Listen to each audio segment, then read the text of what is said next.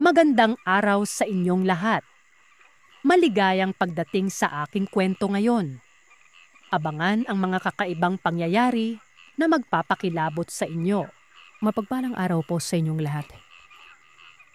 Sana'y nasa mabuti kayong kalagayan habang nakikinig sa kwentong ibabahagi ko. Pero bago ang lahat, may mga paalala lamang po ako. Naglalaman ito ng senaryong hindi kaya-aya. Babalhin akong kumakain man kayo ngayon. O pag may mga bata kayong kasama, mas maigi sigurong gabayan sila o tapusin niyo muna yung kinakain niyo bago pa kayo makinig nito. Irago niyo na lamang po ako sa pangalang Bong. Isa akong engineer. Kasalukuyang nakatoka sa isang malaking kumpanya dito sa may Cebu. Minsan kapag wala akong trabaho, nagre-relax ako habang nakikinig sa mga kwento dito sa platform na ito. Bakit? Kasi nga, parang sumapi na sa katawan ko ang kababalagan mula nang makaranas ako ng isang tagpo patungkol dito. Nangyari ito sa mga huling taon ng dekada 90 sa lugar namin sa Bais, sa may Negros Oriental. Hindi naman ito sa liblib banda gaya ng ibang kwento. Malapit lamang ito sa mismong sentro at may malawak na tubuhan ang makikita. Ang kapatid ko na pangalanan natin Kuya Damen, lagi akong pinapaalalahanan noon na kapag ginagabi daw ako sa pag-uwi, huwag akong dadaan sa may pilapil na ang gilid nito ay may napakalaking puno ng akasya. Nagtatanong naman ako sa kanya kung bakit, gawa ng shortcut yun eh. At kapag uwian na galing sa eskwelahan, dun talaga ako dumadaan. Nasa second year college ako noong mga panahon na yon. Ang sabi sa akin ni Kuya Damen, may maligno umano doon at napakasama umano nito. Napahagalpak talaga ako ng tawa. Kailan pa naniniwala itong kuya ko sa mga kababalagan doktor siya. I mean, noong mga panahon na yon ay hindi pa ito nakakapagtrabaho pero lisensyado na po ito. Pinili niya kasi noong magbakasyon muna matapos makuha ang lisensya dahil gusto niyang lubusin ang pagkakataon. May kaya kami sa buhay.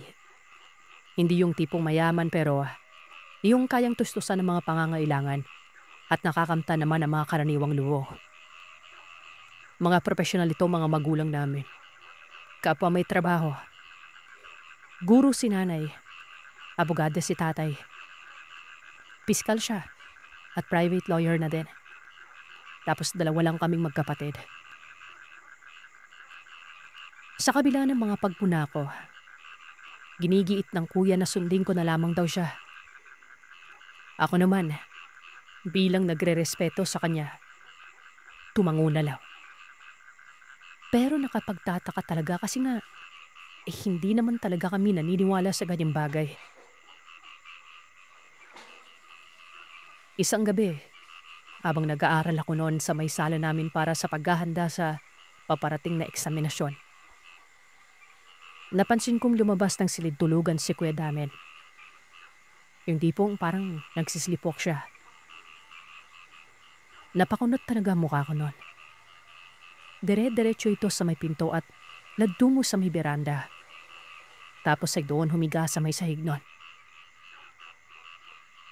Sinundan ko si Kuya.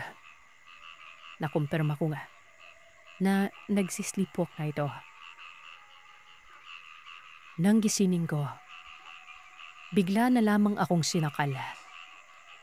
Nanlilisik ang kanyang mga mata habang nakatitig sa akin noon. Kaagad akong nagpumiglas noon.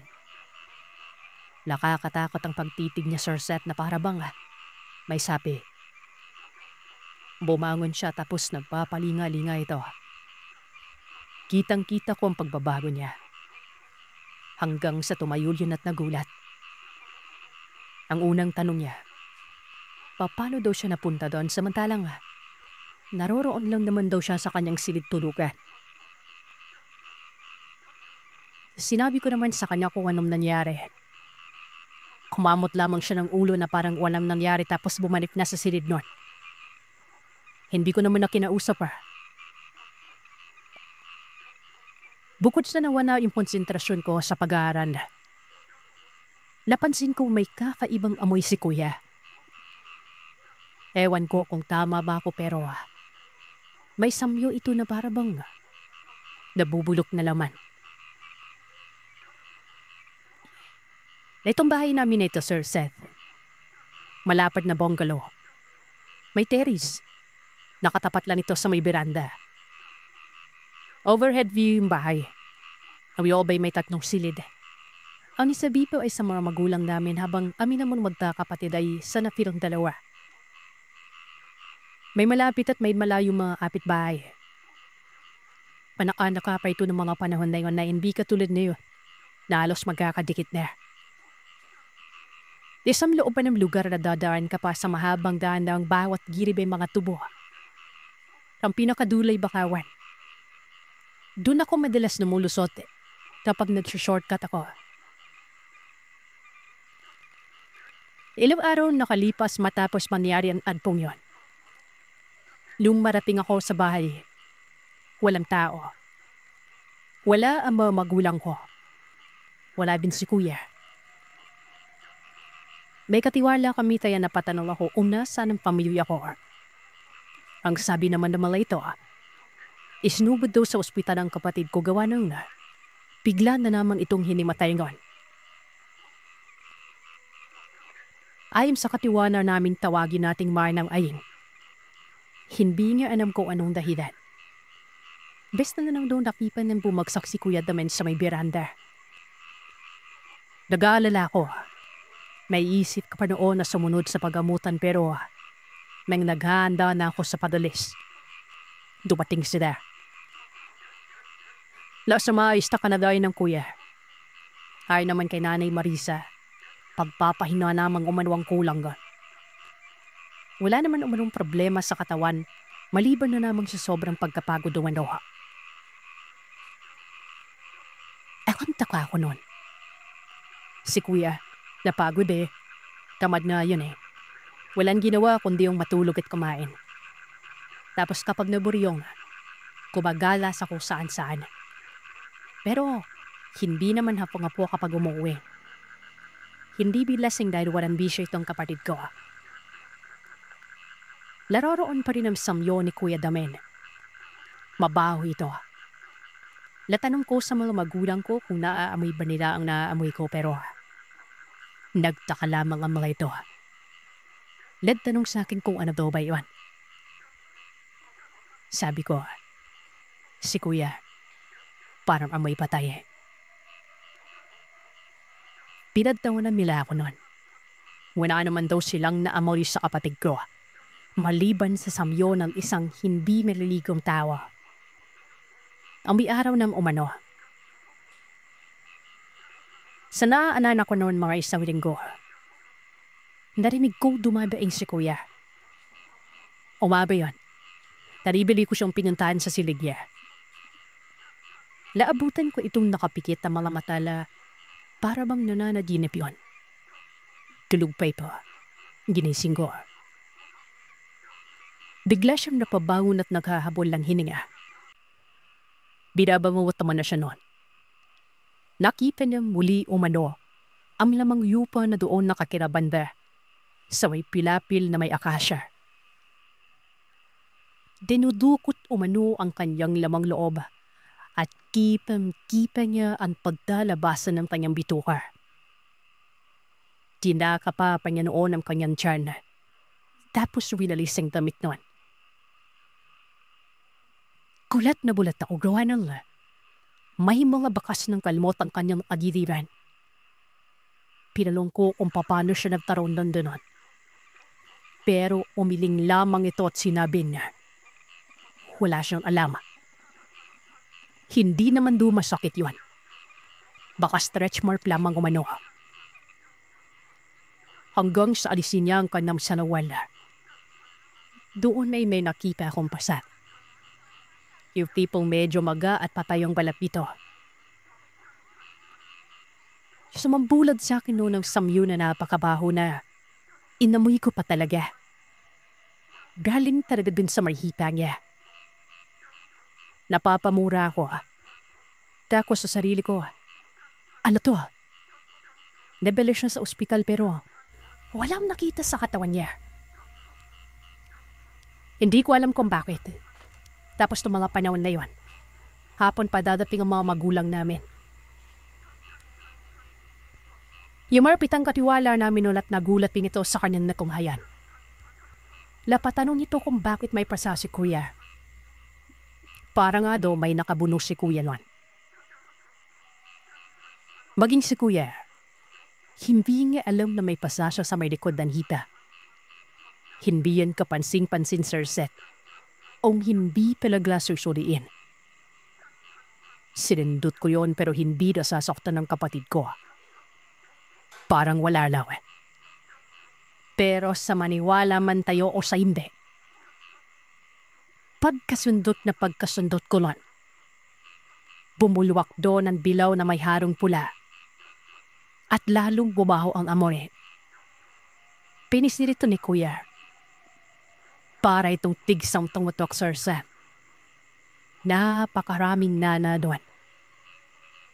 Nakita ko yung laman na maninaw-ninaw.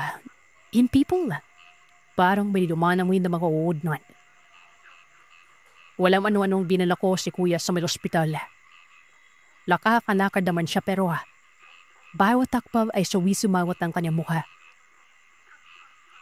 Doon pa lang siya nasaktan. Sa makatuwid ay wala talaga siyang pakiramdam dito. May lumalala na pala yun. Nilinis lamang yun ng doktora. Imbang nilagyan ng mga antibacterial. Niresetahan siya ng mga gamot. Ayon sa pagsusuri ay infection naman na yun. Baka natusok umano ng karayom at may nekrobyo. Mariin ko namang sinabi na walang nararamdaman sakit si kuya. Hindi nga namamanayan kung hindi pumutok yun. Siyempre kung infection man yun, di ba? Namaga taladay talagang mararamdaman niya. Walang masagot ang doktor, Sir Seth. Napapangiti lamang ito. Wala siyang idea pero wala namang sakit ang kuya. Wala ding diabetes. Obserbahan na lamang umano matapos mapainom ng mga antibiotic. Umuwi kami noon. Napikita ko kay kuya na hirap na hirap. Ako naman nahirap din sa paghanap ng kasagutan sa kung paano ito nangyari. Isipin niyo, walang alam ang doktor. Tumipipig lamang ito kay kuya at napapangitinan. Naaliban ako ng 2 subject sa araw na yun pero hindi na baligawan nung hindi ko talaga pwedeng pabayaan ng kapatid ko. Hanggang sa noong makarating kami sa bahay, may sinabi sa akin si kuya. Baka umano may ginagawa sa kanya. Amyamang lupa na nakatira. Sabay sinasabi niyan may maligno na lugar. Sabi ko naman sa kanya huwag siya magpapaniwala sa mga bagay na yan. Isdam yung delusyon. Baka nadudroga si kuya. Pero pinagalitan ako. Kung ayaw ko daw maniwana ay nasa sakin naman na yon. Basta dati, dun siya dumadaan at binabagat umana siya ng napakaiping na tao. Iniisip niyang guni-guni lamang yon. Wala din naman kasi siyang paniniwala sa kababalaban ng mga panahon na yon. Hanggang sa napapadalas naman doon at nagpakita ito ng malapitan sa kanya. Napatakbo talaga si kuya dahil napakapagit tumano na mukha nito. Iniisip niyang guli-guli pa rin pero nang balikan niya ng tingin yon, nakita niya pa rin doon ang ginalaw. Nag-iiba-iba umano ang figura. Hindi daw siya nagkakamali dahil mading ang kagaskas ng kilos at huli nun. Naririnig niya pa rin. Din nagsimulang bamumutin si kuya. Araw-araw umana yun. Minsan may malala. Minsan na hindi naman darano. Hanggang sa mga sandaling yun ay nagpapakita pa rin umano ito sa kanya sa panaginip. Larinig di man ng ayeng ang mga salaysay ni kuya. Walang ano-anong sinabi nito na baka umano na bati na ito ng inkanto. Yung mga nangyari ay hindi pang karaniwan. Isang indikasyon na hindi din taraniwan o sakit ni kuya. Dagdag ng matanda. Pelihin si kuya sa albularyo. Inarawan ko naman ikaw. Sinabi ko, ano ba ang pinagsasasabi nila? Mga bilusyon lamang ang malayon. Walang ibang makakasabot nito kung hindi ang sensya. Obserwan muna sa kuya ayon sa doktor. At dapat namin sundin ito. Malaman na ng mga magulang namin ang sitwasyon.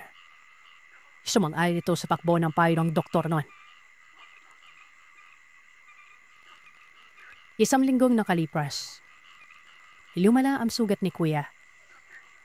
Umabot nito sa may bandang singit.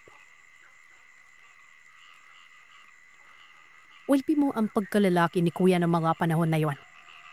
Ni Nanana. Ang tagahugas naman sa kanya ay itong sumanang aying na habang nangyayari yon ay paulit-ulit na sinasabi nito na dapat ipapingin sa albularyo sa kuya. Pero hindi ako nakikinig nun. Hindi na makatayo at makalakad si kuya ng mga panahon na ito. Yung silid niya ay para ng palengke ang amoy. Masawsan. Hanggang sa kumalat pa ito. At hanggang tuhod na yon. Para bang kalabasan bulok ang ulay ng laman. Pabalik-balik ka sa doktor pero wala ka na dumsakit ang kuya. Maliban na lamang sa may impeksyon.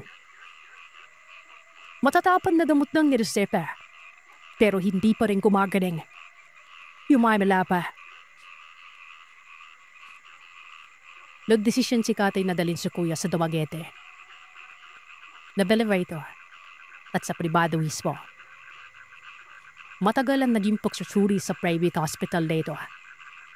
Nagantay kami ng 1 linggo pero wala pa rin. Hanggang sa merong lumabas na resulta na may cancer daw si kuya. Cancer sa buto.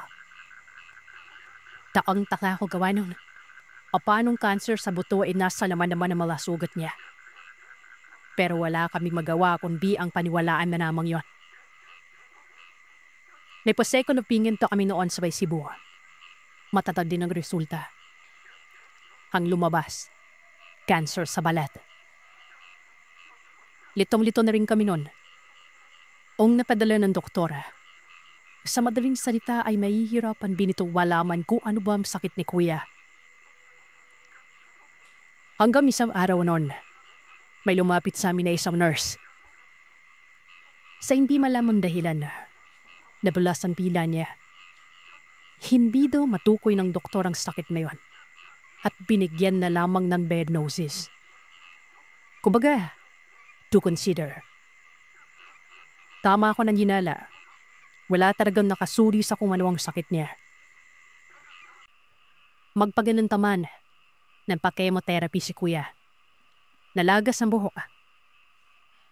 Kahit pa paano'y natutuyo ang sugat niya. Yung pagkalalaki niya, parang chalk na binura sa blackboard. Natunaw yun dahil sa sugat nito. Umabot na yun sa bewang. Hanggang sa pinaninan na ang kuya ko. Pinumpor na lamang umano ni tatadal at mamamatay na ito. Pinauwi na lamang kami noon para makaiwas sa malaking gastos. Pwede naman alagaan sa bahay namin ang dadong sitwasyon. Para bang sinabi na rin ito na wala ng pag-asa sa kuya. May halong garit, pagtamuwi, pagkarito, at halos mantanda baliw-baliw kami ng mga pamilya. Doon na si kuya sa bari. Hindi na makapasok sa silid kung hindi magsusot ng rask. Ang baho niya. Pero nakakamanghang natatadalan niya pa ito. Yung kanan pa ni kuya ng mga panahon na yon. Patay na. Nakikita na yung buto nito. Hanggang doon sa may tadyang sugat na may nagkalat pang galis. Masisilip ko na noon yung bituka niya. Hindi ako sigurado pero parang bituka yun. Nakikita ko yan sa bandang kanan ng tagiriran. Yung isang paa niya naman, buhay pa nito pero hindi na rin maigalaw. Nakakapagsalita pa si kuya. Kumakain, dumudumi. Sa kaliwang parte pinapadaan ng dumi niya. Nilagyan ng tubo ang kabilang tagiliran nito. Ando sa inner, umabot na sa punto na naniwala kami na hindi normal ang sakit ito. Wala na eh. Nagbabakasakali na lamang kami noon at baka totoo nga yun. Nagpatawag ng albularyo ang mga magulang ko. Si Manang Aying ang inutusan nun. Pagkabalik nito ay may kasama ng matandang lalaki. Maskulado, mahaba ang buhok pero may palopito sa tuktok ng ulo. Pagbumad dito, bigla na lamang nagalit. Intipong halong nagulat at nagalit man. Bakit daw hindi kaadabik pinasuri sa kanya noong maaga pa? Bakit inampay na umabot sa balong sitwasyon? Galit na dalit talaga ang albularyo. Pinatawad na lamang daw siya kung mamamatay ng pasyente. Walang nakakibo sa amin nun. Para kaming sinampal sa kayian. Sa kabila ng lahat ay may ipinagawang albularyo sa amin. Magwakay daw sa kiliran ng kuya ko. Malaling ito. 2 dipa. Dahil magsasadawa siya ng pag-aalay. Susubukin yun himukin ng maligno kung madadana ba ito sa alay. Galit na galit kasi ito. Malupit pa umano sa kulam at barang ang tumama kay kuya. Isang uri ng bati na kapag hindi naagapan. Ginaw talaga ang buong katawan. At matutunghayan mismo ito ng biktima. Kumbaga, nabubulok siya habang buhay pa. Mamamatay lamang umano ito kapag umabot na sa puso ang sugat na yon.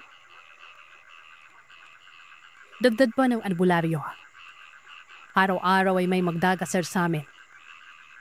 Proteksyon o bakod sa masamang enerhiya na papasok sa bahay namin noon.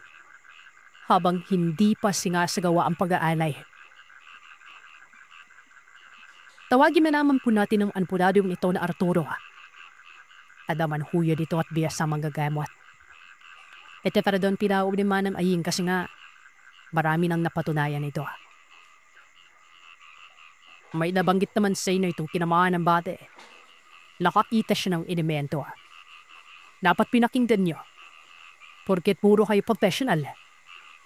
Ayos lang sana kung sakit ay pang professional din pero spiritual eh. May magagawa ba kayo? Matapos makapag-upay, magkatay kayo ng 5 baboy. 2 dito kulay itim.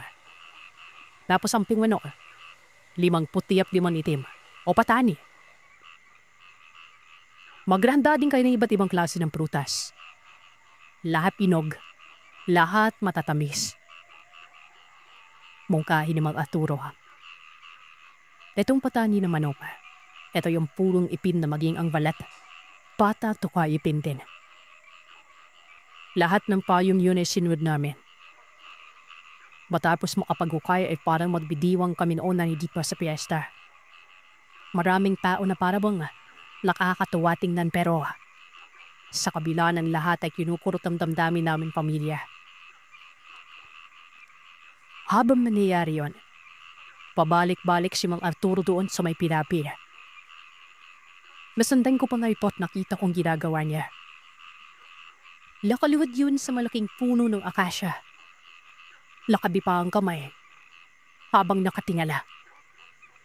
May mga iba't ibang kulay ng bato ang nakapaligid sa kung saan siya nakaluhod. Tapos may maraming bulaklak sa harapan niya. Minamastan ko lang si Mang Arturo na wari ay may kinakausap ito. Pero balisa ang kanyang mukha. Nang matapos yun ay umiling ito na animoy na bigaw sa panliligaw niya. Nagtanong ako sa kung anong nangyari. Ay naman dito, kinakausap niya ang lamang lupa pero ayaw patawarin ng kapatid ko. Dagdag ng lamang lupa, wala naman daw itong motibo sa pagpapakita. Sadyang nagustuhan lang ang kapatid ko dahil nakikita daw sila nito. Ibig sabihin ay bukas ang third eye ng kapatid ko ayon kay Mang Arturo. At dahil sa kakulangan sa saklaw sa mga elemento, walang pakito. At nagalit pa tapos pinagbabato umano ang punong yon. Dahilan namang nakapanakit umano si kuya. At nakapatay pa ito ng laman lupa. Lutang na lutang ang diwa ko noon, Sir Seth. May parte sa isip ko na hindi naniniwala pero may parte din na posibleng totoo ang lahat. Imbis na maging alivaga ay pinilit kong lokohin ang sarili ko. Para lang mapanatag ako nun. Nagtalong ako kay Mang Arturo sa kung ano na ang mangyayari sa susunod. Ay naman sa kanya, baka madala sa ikalawang opsyon, ang pag-aalay. Ang sabi ko naman, kung pag-aalay dapat doon ito mangyari sa puno ng akasya. Pero bakit doon sa silid tulugan ng kuya ko? At admistula na yung isang kuweba. Isipin yung nasa gilid na ng katra niya may malalim na butas doon. May mga bagay na mahirap ipaliwanag, iho. Bagay na kapag kulang ka sa paniniwala, isipin mong kahibangan lang. Tama ka naman sa tanong mo pero ganito kasi yan. Halos lahat ng mga elemento ay naroroon sa bahay nyo. Inaantay nilang malagutan ng hininga ang kapatid mo. Ang naiwan na lamang sa lugar na ito ay ang bumati sa kanya. Kapag nagustuhan ng pag-aalay, maaaring makapagdesisyon ng karamihan na itigil ng bate. Mas marami, mas pinapanigan. Para lang din silang tao mag-isip dong. Tumango na lamang ako nun.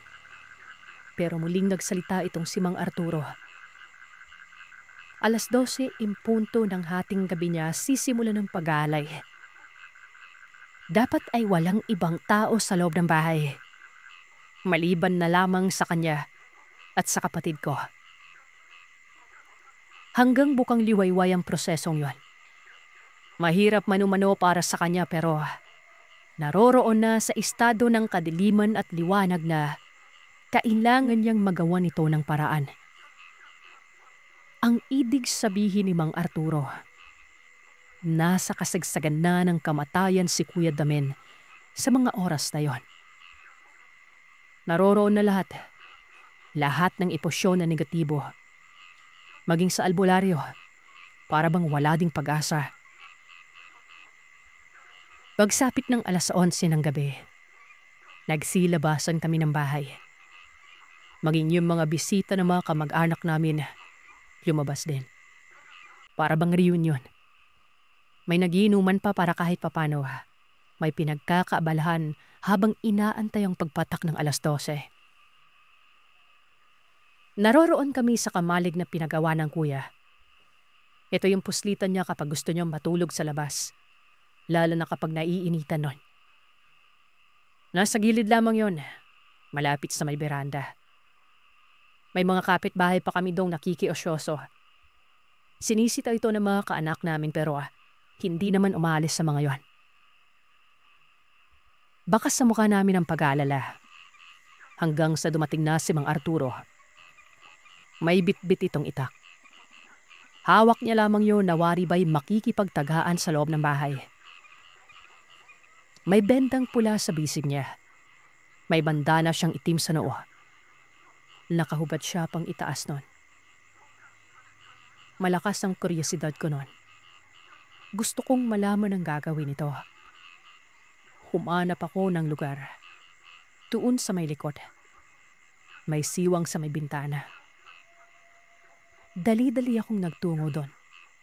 Mabuti at hindi isinara ng maigi ang bintana kung kaya nakikita ko sila kuya sa loob.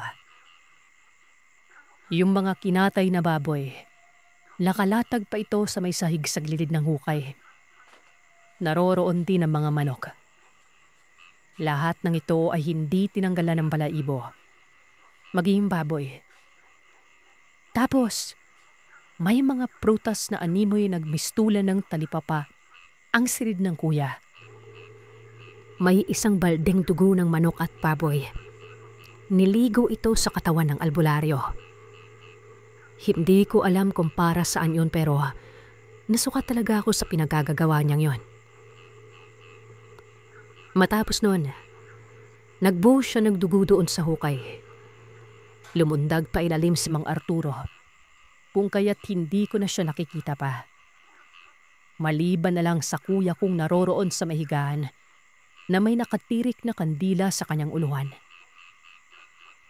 May iba pang kandila doon sa silid.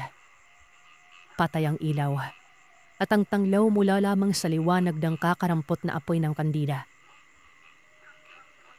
Sa hindi ko malamang dahilan, may kasama pala ako sa gilid noon. Naroroon si tatay, nakasilip. Kinalabit pa nga ako dahilan namang napapitlag talaga ako at nauntog sa may lagayan ng aircon. Tinanong niya ako kung ano daw ba ang nakikita ko. Hindi umano malinaw sa kinalalagyan niya. Sabi ko naman, hindi ka aya-aya. Nakakasuka. Ang sabi naman ni tatay ay umalis na lamang daw kami doon.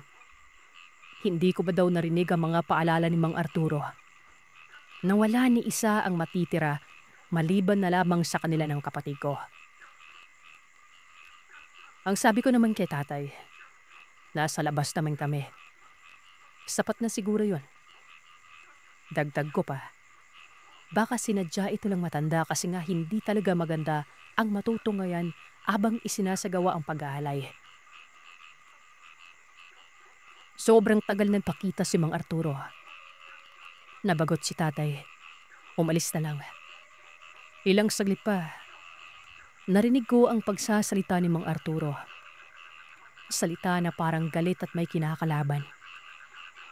Pero alinman sa narinig kong yon ay wala akong maintindihan. Hanggang sa parang may itinatagay daw. Himtipong tunog nagsisibak. At ang sinisibak ay walang iba kung hindi ang lupa sa ilalim ng sahig doon. Alam ko ang oras ng mga panahon na yon.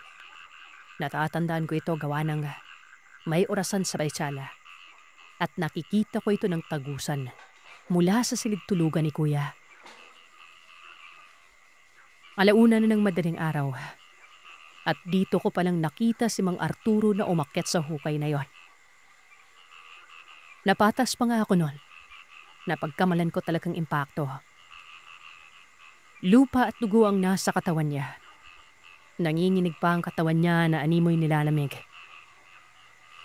Lumapit ito sa kuya ko. Umupo sa mahigaan. Habang nangyayari yun ay umiiyak itong si Mang Arturo. Yung tipong nagmamakaawa at nagsusumamo nun.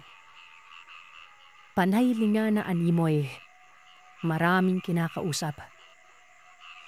Naninindig ang balahibo ko, Sir Seth. Bigla na lang kasing lumamig ang pakiramdam ko.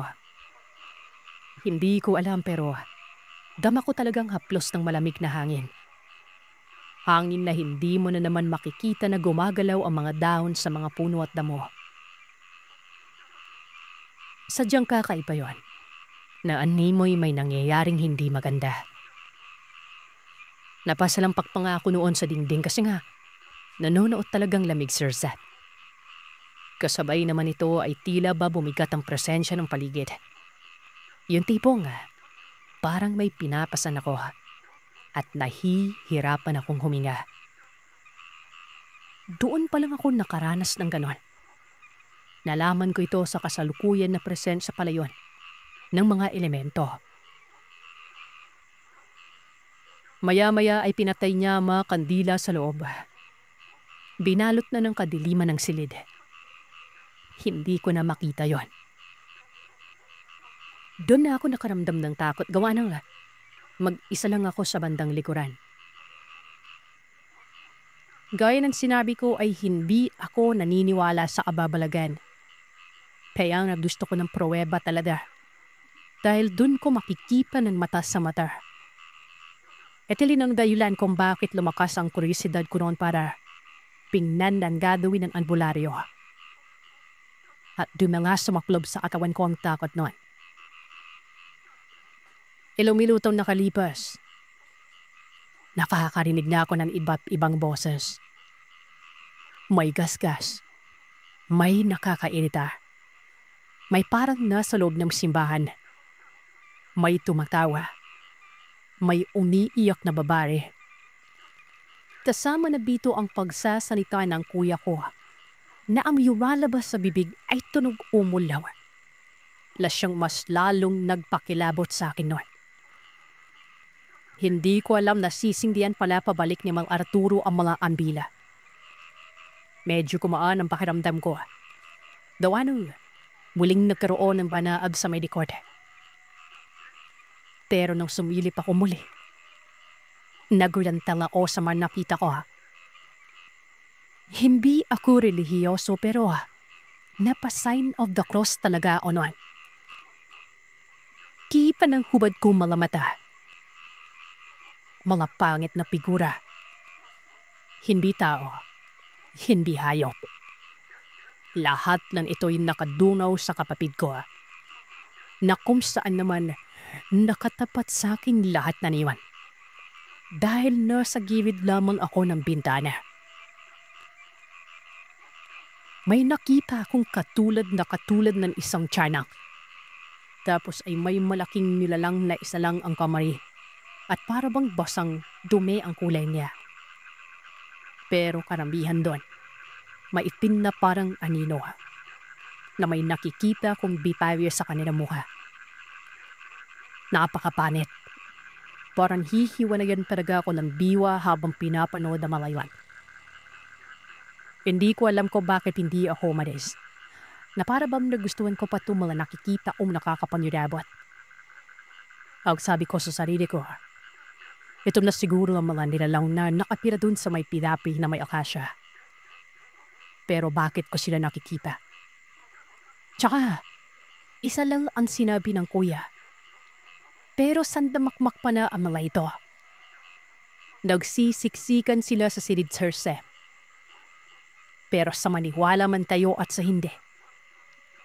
Kahit na may butas doon ay wala man nang nanablag sa mga ito. Animay na alutang sinami lahat. Isa-isang hinuhulog ni Mang Arturo ang mga alay. Kitang-kita ko siyang nahihirapan. Ang lalaki pa naman ng mga baboy na kinatingan. At habang nangyayari yun, pinatawag niya mga nilalawar. Nakakamangas si Mang Arturo. Hindi man lamang ito natatakot sa mga napakapangit na nilalang na iwan. Sa kabila ng ginagawang pakikiusap ng matanda sa mga nilalang, hindi siya pinapansin. Aligadon matanda.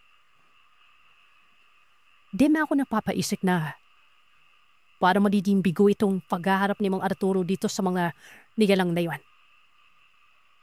Wala nang pag-asa pa. Mamamatay na pala si kuya. Napapayak na nga ako nun. Handran sa bigla na lang nagsilaho ang mga nilalawa. Para bang nagtaka mukha ni Mang Arturo. Maging ako noon ay naggulak at nagtaka. Kung bakit bigla na lamang nawala ang mga iwan. Nagsisisigaw si Mang Arturo. Malakas ang pagsigaw. Tunog nagmamakawa. Hindi ko talaga maintindihan ang mga sinasabi niya. Sa isip-isip ko, baka ibang lengguwahe. Maya-maya'y nagkaroon ng tatahimikan. Iwabas ng silid si Mang Arturo. Idakala ko noong tapos na pero hindi pa pala. Iminom lamang ito ng tubig pagkatapos ay bumalik na sa may silid nun. Ibuhawan ng pala si Mang Arturo. Pinabunan ng malalim na hukay. Alangawa ako sa kanya. Siya na mag-isa. Malaki pang butas na kakasyang 2 kabaong sa napad. Pero hindi ito humingi ng tulong sa amin. Matapos pa noon ay may isnagawa pang itong matanda. Nagpausok yun sa loob ng bahay na siyang nagbawanan ng napakabahong amoy. Namamori ka man niyang nanoon. Habang nangyayari yun, kinakausap niya si Kuya Damen. Suwasabat naman ito at pansin kong hindi mahirap sa pagsasalita pero umiiyak. Matagal pa bago matapos sa isinasagawa si Mang Arturo. Yung mga bato sa taniman, baon na sa tuhod ko. Ngawit na rin ako na. Latapos ang matanda mga buang yuwayway na. Laroroon na ako sa may biranda. Ang tatay at nanay ay natutulog sa kamalid kasama ng iba pang kaanak namin. Hinaantay ko naman na lumabas si Mang Arturo. Hanggang sa nakita ko itong patungo sa kinaroroonan ko. Pabsakan mo ka. Baka sa sobrang pagod na para bang lasing yon. Naupo ito sa gilid. Amoy ko samyu sa kanya na sobrang baho. Labtagumpay daw siya sa paghahalay. Nilibayan na umano ang kapatid ko. Yun ang araw daw mula noon ay matutuyo na mga sugat at tuluyan na itong gagaling. Pero malaking katanungan kung tanggap ba ng kapatid ko manong lahat. Dahil napinsan na umano ng sobra ito at halos hindi na tao tingnan. Natuwa ako sa magandang balitang yon pero mabilis ding napalitan ang kanungkutan. Yung mga magulang ko, hindi din sila tuwa sa nalaman nila. Dismayado na parabang nanhihinayang pa mga ito. 1 buwan nang nakalipas ay gumaling si Kuya Damen. Makalipas pa ng ilang buwan, may barit meron ng kanyang bituka. Ipinaopera ito para doon na sa puwerta niya kapag dumumi. Malaking haragang nawala. Nagtagumpay man pero para bing natalo kami noon. Tinupad ang isang paa ni Kuya, habang yung isa naman ay hindi na rin magamit at talagang palyado na siya nahigip pa sa isang matandang malapit na mamatay. Naka-wheelchair, tapos pa na ito ng iyak. Walang araw na hindi ito umiiyak, Sir Seth. Apektado kaming lahat nun. Napapaiyak sa bawat sandaling nakikita namin si Kuya na nasa dunong estado. Halin pala sa kanya, wala na siyang sugat pero wala na rin siyang silbi. Para na siyang babae, wala na siyang ano. Hanggang sa hindi malaman pa ilan, nawanabigla itong si Kuya. Isa nga po yun. Kakarating ko lang sa bahay noon at nagtungo ako sa may silid niya. Pero wala siya doon. Nagtanong ako sa katiwanak pero hindi nga alam kung saan ito nagpunta. Liwabas ako ng bahay. Hinahanap ko ito at baka naroroon lamang sa paligid. Nagpapahangin damit ang wheelchair. Pero hindi ko siya matagpuan. Isa-isa akong pinuntahan ng kapitbahay. Labtalong pero wala naman daw doon si Kuya. Wala bing nakapansin dito na napadaan sa kanila. Gulong-gulo ang isip ko na. Nilibot ko ang bahay maging sa mga sulok. Pero walang Kuya Damen akong nakita noon. Nagpatulong na ako kay Manong Ayeng. Mariyang pamilya nito ay tumulong na rin. Ginabi yun. Naabutan pa ng mga magulang ko ang ganong sitwasyon. Hanggang sa may nakapagsabi na may napagpuan patay umano sa may bandang Bakawan. Baka yun na daw ang hinahanap namin. Lumpo daw yun na may hawak na bote ng muriatic acid. Nagkatakbuhan patungo sa dulo. At doon nakita ko ang kapatid ko. Nakasandal sa malaking puno ng akasya. Akala ko sa tapat o sa naroro ng Bakawan pero doon sa may akasya. Hindi ako magkawari sa kakasigaw nun. Ubiyak ako ng ubiyak. Hinimatay si nanay. Nagpatiwakan ng kapatid ko. Siguro ay hindi niya kinaya ang lahat. Siguro ay iniisip niyang patayin na rin siya at pinapahirapan lamang ang sarili nun. At dahil itong lugar na itong nagtangka sa kanya, doon niya rin pinapos ang buhay. Sobrang sakit talaga ng tama sa amin ito. Marami kaming pagkakamali. Isa na dyan ang paniniwala. Ito pala daw ang dalilan kung bakit pinairal kasi namin ng garbo na walang umiiral na kababalagan nun. Ang masakla pa dyan. Nabanggit na ng kuya ko ito pero pinili pa rin namin hindi paniwalaan. Hanggang sa naging huli na sa kanyang lahat. Pinapahirapan na namin sa kuya. Andun na yun. Sinisisi ko ang sarili ko. Paulit-ulit na sumasagi sa isip ko ang pagkakamali dati. Si nanay, namatay dahil sa depression. Ilang taon niyang binitbit yun. Yung nakakarimarin na nangyari kay kuya. Habang ang tatay ko naman, paralisado na ngayon. Depression din. Ang naging dahilan. Ang kwentong ibabahagi ko sa inyo ay base sa karanasan ng aking pamilya na magpasa hanggang ngayon ay hindi ko makakalimutan. Itago niyo na lamang po ako sa pangalang Clara. Nakatira dito sa Pagadian City. Simula pandemic ay masugid niyo na akong tadapakinig. Nais kong magbahagi ng maikling kwento sa channel mo. Kung sakali mang mapili ninyong basahin itong aking karanasan, ay lubos pa yung ikinagagalak. Nangyari ito taong 1999 sa isang baryo sa parte ng Capiz, kung saan kami naninirahan noon ng aking pamilya. Nasa edad 16 anyos pa lamang ako ng mga panahong yon. Masasabi kong hindi naman masyadong liblib na baryo ang kinapitirikan ng bahay namin. Dahil sa may mangilan-ngilan namang sasakyan ang dumadaan ron. Bagamat magkakalayo ang mga magkakapitbahay, ay hindi talaga maiiwasan ang mga tinatawag ng karamihan sa henerasyon natin ngayong mga marites. Nature na po ata yun ng mga Pilipino. Ang magtsismisan sa gilid ng daan habang nagkukunwaring nagkukutuhan. Sa totoo lang, hindi ko ipagkakailang isa ang aking ina sa mga tsismosang matandang laging nasa daanan tuwing ika-alas 3 ng hapon. Habang nagpapahangin at kunwaring nagkukutuhan pero ang totoo pala ay nag-aabang lamang sila ng mga taong dumadaan para pag-usapan. As in, hindi lamang po literal na tsismosa ang aking ina dahil sa ubod pa ito ng pagkabungangera.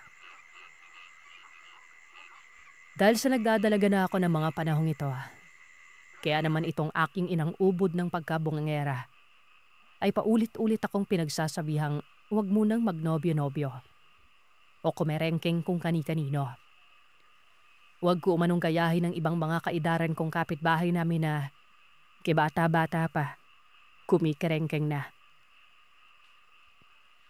Nainis ako sa sinabi ng aking ina dahil sa palagi niya na lamang akong ikinukumpara sa anak ng mga kapitbahay namin. Dahil sa hindi naman ako pwedeng sumagot-sagot sa kanya, kung kaya't palihim ko na lamang siyang iniirapan ng mga mata nun. Yung anak ni Magda, tingnan mo't puro kaliyan yung inabot ni Magda doon dahil sa pagiging haliparot ng anak niya. Kibata-bata pa kung sino na yung hinaharap eh. Abay tingnan mo, palagi na lang siyang pinag-uusapan ng mga tsismosa dyan sa labas. Kaya ikaw bata ka, malalaman ko lang talaga magnobyo-nobyo ka. Hindi ako magdadalawang isip na pirutin yung baba mo't tabasin ko yan. Damit tong gunting na to. Nanggigigil na wika ng aking ina nun. Isang araw nang umuwi na naman ito sa bahay matapos makipagtsismisan. Galit na galit ito at parang tambutsyo na naman na mayat maya ang pagpugak nun. Ano ka ba naman ma? Nakikipagtsismisan ka lang dyan sa labas eh. Ako na naman yung pinagdidiskitan mo. Paborito mo talaga akong talakan ano? Pamimilo sa pong wika ko sa aking ina. Makapagsabi kang tsismosa, isa ka rin namang tsismosa. Kamiyembro ka rin nila. Dagdag ko pang wika na pabulong na boses. Sa totoo lang, paulit-ulit lamang ang senaryo naming mag-ina palagi. Naaasar nga ako kasi palagi niya akong ikinukumpara sa mga kaidaran ko may mga nobyo na. Kaya siyang babata pa raw ay nakikipaglampungan sa gilid-gilid. Lalo na sa madilim na parte. Dahil sa ginagawa ng iba ko mga kaidaran ay hindi talaga maiwasang madamay na naman ako nun. At syempre, as usual, pinagpiestahan palagi ng mga mabait naming tsismosang kapitbahay ang mga kaidaran ko na ito. Kuminsan pa nga ay naaasar na ako dahil kung makaratrat sa pagbubunga nga ang aking ina. Daig niya pa ang Armalite na puno ng bala na akala may si Rambong makikipagbakbakan sa gera. Magpa-action-action pa itong nalalaman kapag naninermon. Sinasaway naman siya ng aking ama. Pero hindi siya nakikinig. Bagkos ay mas lalo lang itong magdadadakdak at kung minsan ay nauuwi na siya sa pag-aaway nilang dalawa. Ang sana'y pagsasaway lamang ni Papa sa aking inang bawas-bawasan ito ang pagiging tsismosa at huwag masyadong magdididikit sa kaibigan nitong si Lourdes. Dahil wala na silang ibang inaatupag, kundi ang magtsismisan. Isang araw, kakauwi ko lang galing sa bahay ng tiyahin ko. Nang marinig ko ang aking inang nagbubunganga na naman. Tinanong ko pa ang kapatid kong si Ate Laura kung sino na naman kaya ang kaaway ng aming ina. Hindi ko alam kung sino na naman yung binubungangaan ni Mama. Baka kausap niya na naman yung kaibigang tsismosang si Manang Lourdes. Kilala mo naman sila. Dapat nagtitismisan, di ba? Daig pa yung Armalite kong rumatrap. Tugon ng kapatid ko. Sinabihan niya na akong dalian na namin ang paglalakad para malapitan na namin si Mama at malaman kung sino ang tinatalakan niya. Dagad na nga akong sumunod sa kanyang maglakad. Pero hindi pa man kami nakarating sa bakuran ng bahay ay nakita ko ang bagong kapitbahay naming matandang lalaki. Yun ang binubungangaan ng aking ina't dinuduro-duro niya pa. Narinig kong pinagsasabihan niya kung ano-anong masasakit na salita ang matandang yon. Nang tingnan ko ang matanda ay nakaramdam ako ng awa. Gawa ng nakita kong inosenteng nakatingin lamang sa aking ina ang matanda. Na para bang nagsusumamo ito sa kanya. Umiling-iling ang panganay kong kapatid at nagsabing hindi niya alam kung ano ang nangyayari. Mas mabuti pa umanong lapitan na lamang namin si Mama para malaman umano namin kung anong dahilan. Dali-dali na nga namin nilapitan ito at tinanong kung ano ang nangyari. Sinaway namin ito. Sabi namin nakakahiya. Malayo pa lamang ay naririnig na namin ng kapatid ko ang pagbubunganga niya. Nakakarindi talaga sa tenga. Sinabihan niya pa itong nakakahiya sa iba pa namin mga kapitbahay. Dahil pinagtitinginan na siya at nagbubulungan ng mga yon. Ano bang pakialam ng mga yan? Kaya lang naman ako niyan pinagtitinginan dahil naghanap lang yan ng mapagtsismismisan. Galit na wika ni Mama. Ay nako, ganyan talaga kapag tsismosa ka. Alam na alam mo kung ano ang karakas ng mga kauri mo. Sambit ko sa sarili. Inaya naman ng kapatid ko si Mama na umuwi na sa bahay. Bago pa man makapagsalita si Mama, hinila niya na ito pauwi sa bahay nun. Wala namang nagawa si Mama kundi ang sumunod na lamang. Habang naglalakad kami pauwi ay saglit na nilingon ko ang matanda. Ang kaninang inosenteng mga matang nakatingin sa aking ina noong nagbubunga nga ito ay naging masamang titig na yon. Subalit na mga oras na yon ay hindi na siya nakatingin sa aking ina. Sa halip ay titig na titig siya sa kapatid ko. Napakunat noo ako noon. Nagtanong sa sarili kung bakit parang kakaiba ang tingin ng matanda doon sa kapatid ko na yon. Alam kong nakatitig siya sa kapatid ko pero alam mo yung nakatitig pababa. Ganon na ganon. Ilang sandali pa, marahil ay napansin ng matanda na nakatingin ako sa kanya. Dagli-dagli na nitong nag-iwas ng tingin at naglakad na rin papunta sa bahay nito. Nung makauwi na kami ay sumunod ang mga tsismosang kapitbahay namin kaya sinigawan sila ng kapatid ko at sinabihang tapos na ang pelikula. Magsiuwi na sila sa kanika nilang bahay at huwag nang tutunganga sa labas ng bahay namin. Dahil nagmumukha lamang silang namamalimos. Pagkapasok namin sa loob ng bahay ay saka pa lamang tinanong ni Ate Laura ang aming ina kung ano ang dahilan at bakit naghihimutok ito sa galit. Kulang na lamang ay pumutok ang butsi nito sa pagtatalak nun. Napahugot mula ng malalim na hininga si Mama bago nagsalita. Aniya, kaya binungangaan niya umano ang matanda dahil sa nahuli niyang masama ang titig na ibinukol sa kanya ng matandang yan. Nang makita niya ang matanda ay nilapitan niya ito at tinanong kung bakit gano'n na lamang ito kung makatingin sa kanya. Pero nakailang beses na umano siyang nagtatanong ay hindi pa rin sumasagot ang matanda. Pagkos ay nanatiling nakatitig lamang sa kanya. Habang nakanaisip, para bang nangungutya ito. Na naging dahilan ng pag-inis ni Mama. At dahil sa inis niya nararamdaman ay hindi nga na napigilan ng sarili nun. Kaya naman pinabsalitaan niya na ito ng kung ano-ano at ang manalapas sa lahat mga kagiliwa. Pinagbintangan ng aking inam isang aswang umano ng matanda. Dahil aswang lamang umano kasi ang tumititig ng dalawang kasama. Isa pa, hindi umano niya alam kung saang lupalop ng daling ang matanda kaya. Baka na daw ito. At may kung anong tinakasan lamang sa lugar na pinandalingan niya. O hindi naman isang bambabarang o kriminal, di ba? Basta danon. Alam mo na yung mga bibig ng chismosa. Maano ka ba?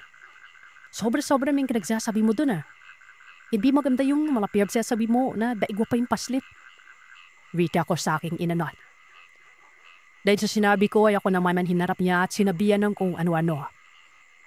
Sinabihan ko siyang kaya palagi na lamang sinong nadaawin ni Papa. Dahil sa bunanga niya walang preno kung magsalita.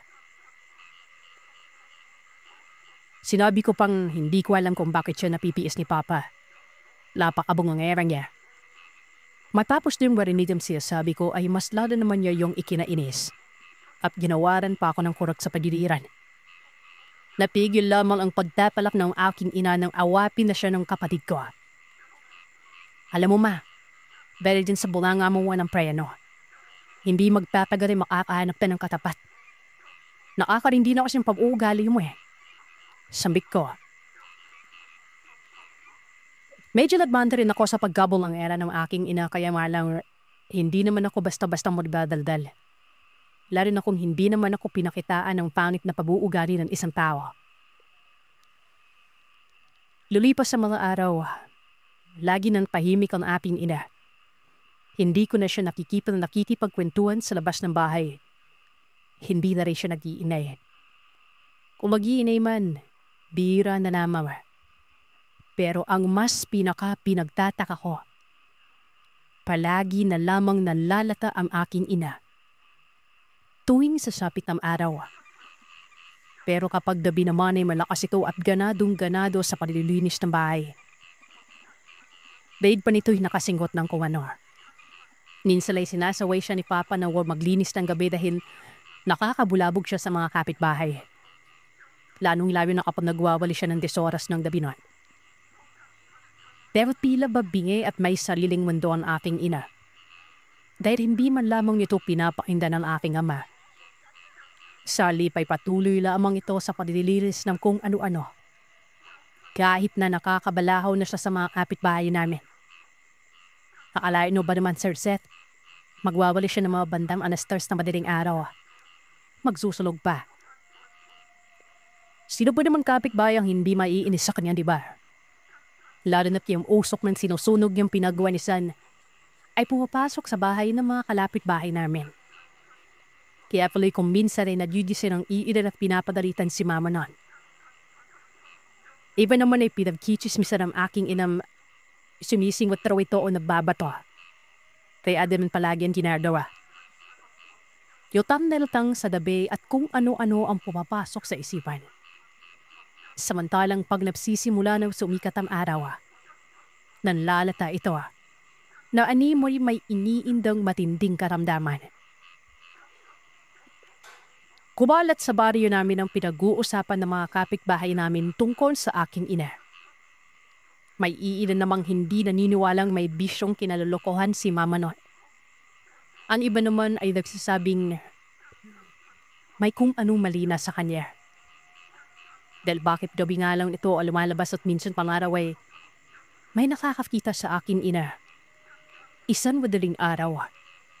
Dandalin sa kakahuyan at parang alikaga itong maglakad pa uwi sa bahay. Nanlilimay binito sa likidong na. Hindi nila alam kung kulay itim o kulay pula. Kaya masasabi nilang parang may pagtabaliw no malo si nanay na. Pero sa karamihan naman sa kanila hindi pinapaniwalaan ng mga usap-usapan patungkol sa kalya. Matagal na nila kaming kapitbahay at napaka-imposibleng gawin ni Mama ang mga sinasabi ng mga kauri ni Conchesmosa. Hindi man sa nagpapaniwala ako sa mga chismisers at pero magmula kasi nung magpasakit ang aking ina, ay may mga naririnig ba rin kami kung anong huli ng mga ibon na umaaligid sa bahay namin. Lalo na kapag sumasapit ang hating gabi. Minsan nakikita ko rin ang matandang lalaking binungangaan ni Mama noon na ano natanaw sa bahay namin kapag sumasapit ang takip silim. Sa pag-aakala kong pagkakataon lamang ang nangyayari, hinahayaan ko na lamang ang matanda. Makalipas ang ilang araw ay lalaman kong umalis na ang matandang pinahiya ni Mama sa baryo namin. Kinanong ko naman si Aling Daling kung nasaan daw matandang nakikipira sa bakamping ng bahay. Sinabi naman itong hindi niya alam. May hindi nga raw ito nagpaalam sa kanya. Basta, bigla na lamang umalis na wala man lamang pasabi doon. Pinanong ulit siya kung tadasaan bang matandang yan. Sumagot naman si Aling Daling at nagsabi niya, sa pagkakaalam niya ay nanggaling sa samarang matanda. Pero bukod doon ay wala na siyang ibang alam tungkol sa pagtatao nito. Isang hapon, kakalabas lamang ni Mama ng kwarto na mapansin kong parang namamagang braso nito. Gulo-gulo rin ang kanyang buhok na aakalain mong isang linggo nang walang suklay. Nung pinipignan kong mabuti ang braso niya, ay doon ko lamang napagtantong. Kaya pala namamaga dahil sa wala rin na sugat pala ito. Nagtatakang pinanong ko siya kung ano nangyari sa braso niya, kung bakit may sugat yan. Sa mahimang boses sa hindi makapingin ng diretsyo, ay silabi niya sa aking wala na raw akong pakialam kung saan niya nakuha ang sugat. Ang pagtulad ko man napansilay ang sarili ko dahil bata mamaya, pinagchismismisan na ako ng mga kapitbahay. Palihim na lamang akong napanipiyap na sambit ko na lamang sa aking disipaw na mukhang magaling na yata ng aking ina. Pero kahit na mahina ang boses nito, nagpatarak na ito gaya ng kanyang nakagawian. Lakas sumagot na tinanong niya ako kung ano daw ang iniisip ko rin. Bakit parang napapaniti umano ako? Mukhang may iniisip lamang umano akong kanukuhan. Ayus-ayusin ko lamang ang buhay ko dahil masasapak niya umano ako kapag may nababalitaan siyang hindi maganda. Dahil sa inakala kong wala nung karamdamang sakit ang aking ina, kung kaya't kampante ng kami apilayaan na lamang si Mama sa binagawa. Sa paglipas ng ilang araw ay gumaling naman ang sugat niya. Pero isang gabi, kasalukuyan akong naglalakad pa uwi. Galing ako sa bahay ng kaibigan ko. May hinapid akong damit rito. Habang papalapit ako sa bahay, nakita ko si nanay na nagmamadaling naglakad palabas ng bakuran. Tinawag ko pa siya at tinanong kung saan pupunta. Pero hindi niya ako pinapansin o pinapakinggan man lamang. Kaya naman ang ginawa ko ay nagmamadaling slundan na lamang siya para alamin kung saan siya pupunta. Bakit kung tailan gabi ay saka pa lamang siya lalabas ng bahay nun. Lahimbing naman gawain nun. Habang sinusundan ko siya ay napapansin kong papunta na siya sa may kaahuyan. Lakad takbo ang ginagawa ko. Muli ay tinawag ko pa siya nang makita kong dadli-dadli na siyang maglakad papasok sa kakahuyan na yon. Ma, saan ka pupunta? Pero wala pa rin. Pila hindi niya pa rin ako naririnig. Naiinis na ako dahil nahihirapan na akong habulin siya. Paano ba naman kasi? Napakabilis niyang maglakad na para bang may sapusa. Pagpasok niya sa bungad ng kakahuyan ay hindi ko na siya nakitanan. Sadlit ko pang igilala ang paningin ko at hinanap kung saan napunta ang aking ina. Hindi naman kasi ako nahihirapan kahit gabi na. Dahil maliwalag ang buong kapaligiran dahil sa sidab ng buwan. Kung kaya hindi ako nananapa sa bilim. Nakailang hakbang pa ako naglakad papasok sa kakahuyan. Pero napigil na lamang ako nang bigla akong nakarinig ng boses nun. Boses yun ng aking ama, pinatawag niya ang pangalan ko. Naumling-uling ko kung saan nanggaling ang boses na ito. Nakita ko ang aking amang malapit na sa kinaroroonan ko na. Ano bang ginagawa mo dyan, bata ka? Bakit papasok ka dyan? Alam mo anong oras na eh? Surab-surab na tanong niya. Ikaw talagang bata ka, halika na. Umuwi na tayo at baka mapano ka pa. Mabuti na rin talaga at nakasalubong ko yung kababata mo. Sinabi niya sa akin o saan ka. Ano bang pumasok sa kokote mo at pumunta ka riyan? Sinabi ko sa kalyang nakita ko si Mama na naglalakad papasok sa kakahuyan na yon. Kaya simundan ko ito. Kaya mana may biglan na lamang iyong nawala nung lumiko sa malaking puno ng kahoy. Hindi naman ako pinaniwalaan ng aking ama. Salip ay sinabi niyang umuwi na kami at huwag nang mag-alibay pa ng ano-ano. Dahil kanina lamang bago siya pumili sa kintahan, ay iniwan niya umano sa bahay si Mama. Kaya ano raw bang inagsasasabi kong nakita ko si Mama na pumunta sa kakahuyan nun. Baka namamarik pata lamang umano ako. Dahil sa ayaw naman akong paniwalaan ng aking ama ay kumahimik na lamang ako at sumunod sa kanya.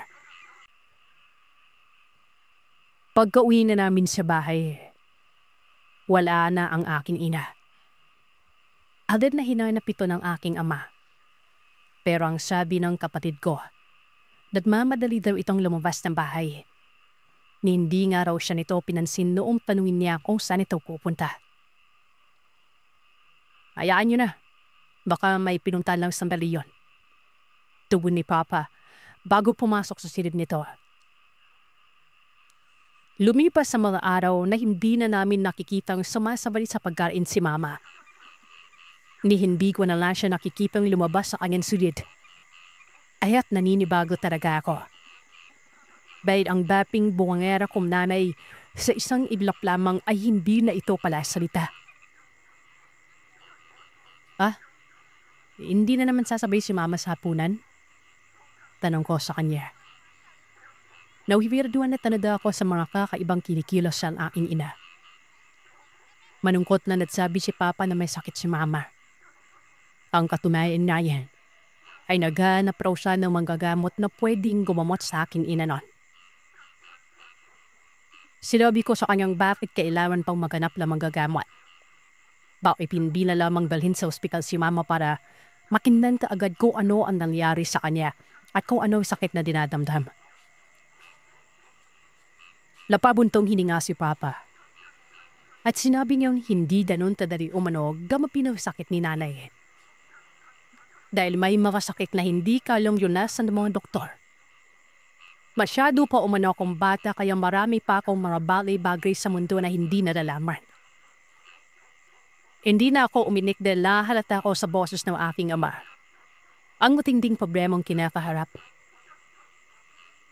Kinabukasan ay naguluntang na lamang ako. Nung marinig kong nagsasalita si Papa, na parabang pinapagalitan niya si Mama. Medyo na intriga kung malaman ko ano ang nangyayari at bakit nagagalit ang aking ama. Kaya naglakad na ako papalapit sa kanilang silid noon.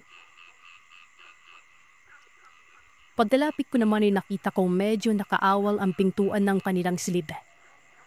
Kaya maraan akong lumapit para sunilip. Nang makasilip na nga o ay napatakip ako ng ilong.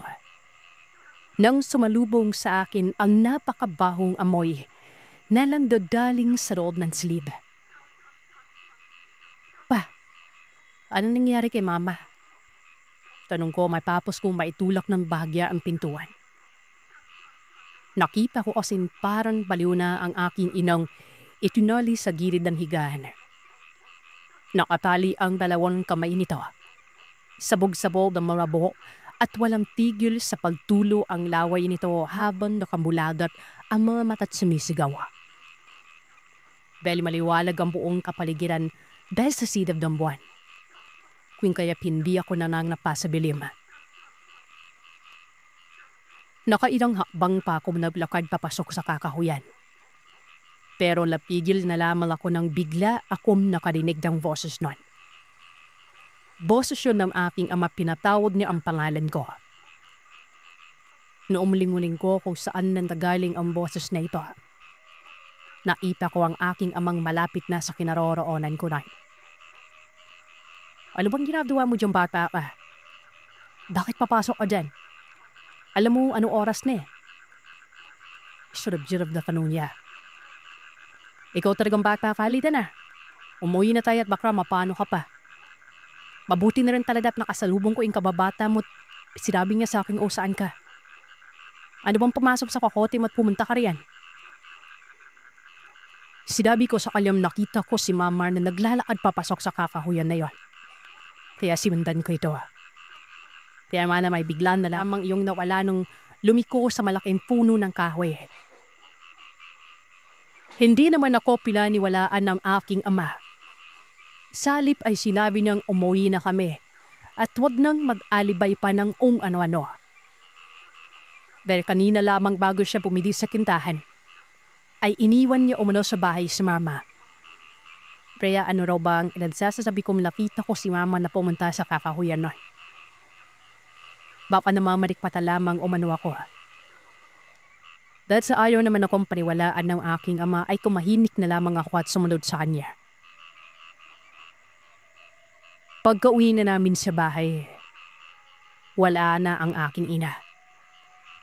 Agad na hinanap ito ng aking ama.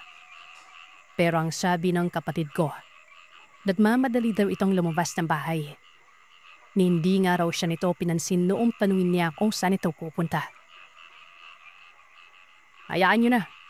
Baka may pinunta lang sandali yun. Tugon ni Papa bago pumasok sa silid nito. Lumipas sa mga araw na hindi na namin nakikitang sumasabay sa pagkain si Mama. Ni hindi ko na lang siya nakikitang lumabas sa kanyang silid.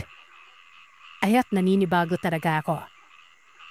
Dahil ang dating bungangera kong nanay sa isang iglap lamang ay hindi na ito pala salita.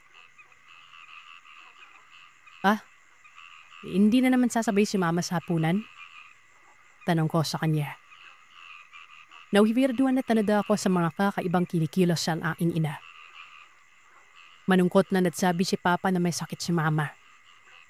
Ang katunayan na yan ay naghanap raw siya ng manggagamot na pwedeng gumamot sa aking ina nun. Sinabi ko sa kanyang bakit kailangan pang maghanap ng manggagamot. Bakit hindi na lamang dalhin sa ospital si Mama para makindan ka agad kung ano ang nangyari sa kanya at kung ano ang sakit na dinadamdam.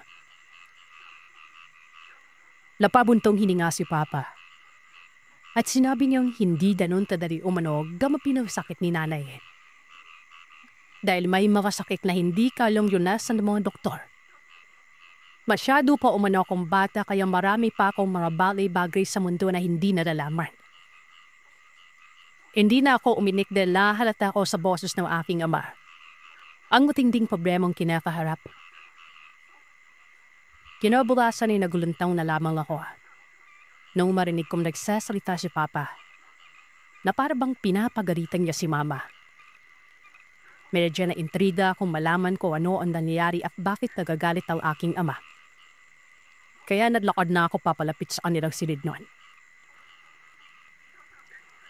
Pagdalapit ko naman ay nakita kong medyo nakaawal ang pintuan ng kanilang silid. Kaya maraan akong lumapit para sunilip. Nang makasilip na nga o ay napatakip ako ng ilong. Nang sumalubong sa akin ang napakabahong amoy na landadaling sa loob ng silid. Pa, ano nangyari kay mama? Tanong ko matapos kong maitulak ng bahagya ang pintuan. Nakita ko asin parang baliw na ang aking inang itinali sa gilid ng higaan. Nakatali ang dalawang kamay nito. Sabog-sabog ang mga buhok at walang tigil sa pagtulo ang laway nito habang nakamuladat ang mga mata't sumisigaw. Sa halip ay lablaka dito papalapit sa aking inang kasalukuyang naminiripit sa sakit ng tiyan. Nagsisisigaw pa ang aking ina dahil sobrang napakasakit na umano ng anyam tiyan. At alin pa sa kanya ay parang pinagpipiesta ng umano ng mga insekto ang loob ng kanyang kalamnan. Dahil sa sobrang kirot na nararamdaman. Nakita kong may mga kung ano-anong ibinulong ang matanda sa budbunan ng aking ina.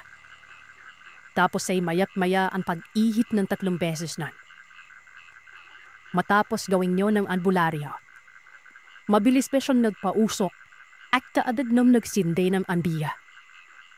Pagkatapos ay umusalito ng mga lingwaheng tabayan ng iba. Siguro'y mga dasal. Saka inihip yon sa sikmura ni nanay. Napahiyaw ng malakas ang aking ina na para bang nasasaktan nito sa ginagawa ng albularyo. Dayong malinaw kong nakikitang hinipan lang naman ng albularyo ang kanyang sikmura at marahang idininon. Marami pang mga ginagawang ritual ang albularyo. Tapos ay pinapik niya ng 3 beses ang noo ng aking ina. Nakita kong nawalan ng malay si mama. Nag-aalala ako nang makita kong biglang lumupaypay ang aking ina na wala ng malay nun. Magtatanong na sana ako kung anong nangyari. Nang maya-maya pa ay nagulat na lamang ako nang biglang dumilap ito. At nang nagsalita si mama, nag-iba ang boses niya. Naging boses yun ng isang matanda. Isang matandang lalaki. Demonyo ka. Demonyo ang albularyo ka. Bakit ka nakikaalam sa ginagawa ko? Aba, at ikaw pa may ganang magalit. Mangkukulam. Ako pa silabihan mong demonyo. Sino kaya sa atin dalawang sumasamba sa demonyo? Gusto mo apay pagpira-pirasinin ko rin kaluluwa mo at ipakain ko sa demonyo ang sinasamba mo eh. Gigilin na tugon ng albularyo. Habang may iniipit itong isang pirasong palito ng posporo.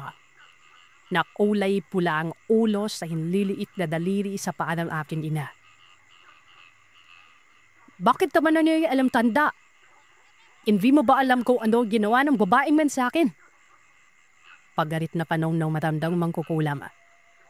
Pilit itong nagwawala na animoy gustong kumalas sa katawan ng aking ina. Paisin mo ako dito! Magtutuos tayo. Pati alamerong albularyo. Wala akong pakialam kung ano man ang nagawang mali ng babaeng to. Hindi tama ang ginagawa mo. Kaya ngayon kung ayaw mong tanggalin ang kulam na ibinaon mo sa babaeng to, hindi ako mag-aalinlangan wakasan yung buhay mo. Nagpupumigla sa mangkukulam. Nagpupumilit na makawala mula sa kung anuman ang ginagawa ng albularyo.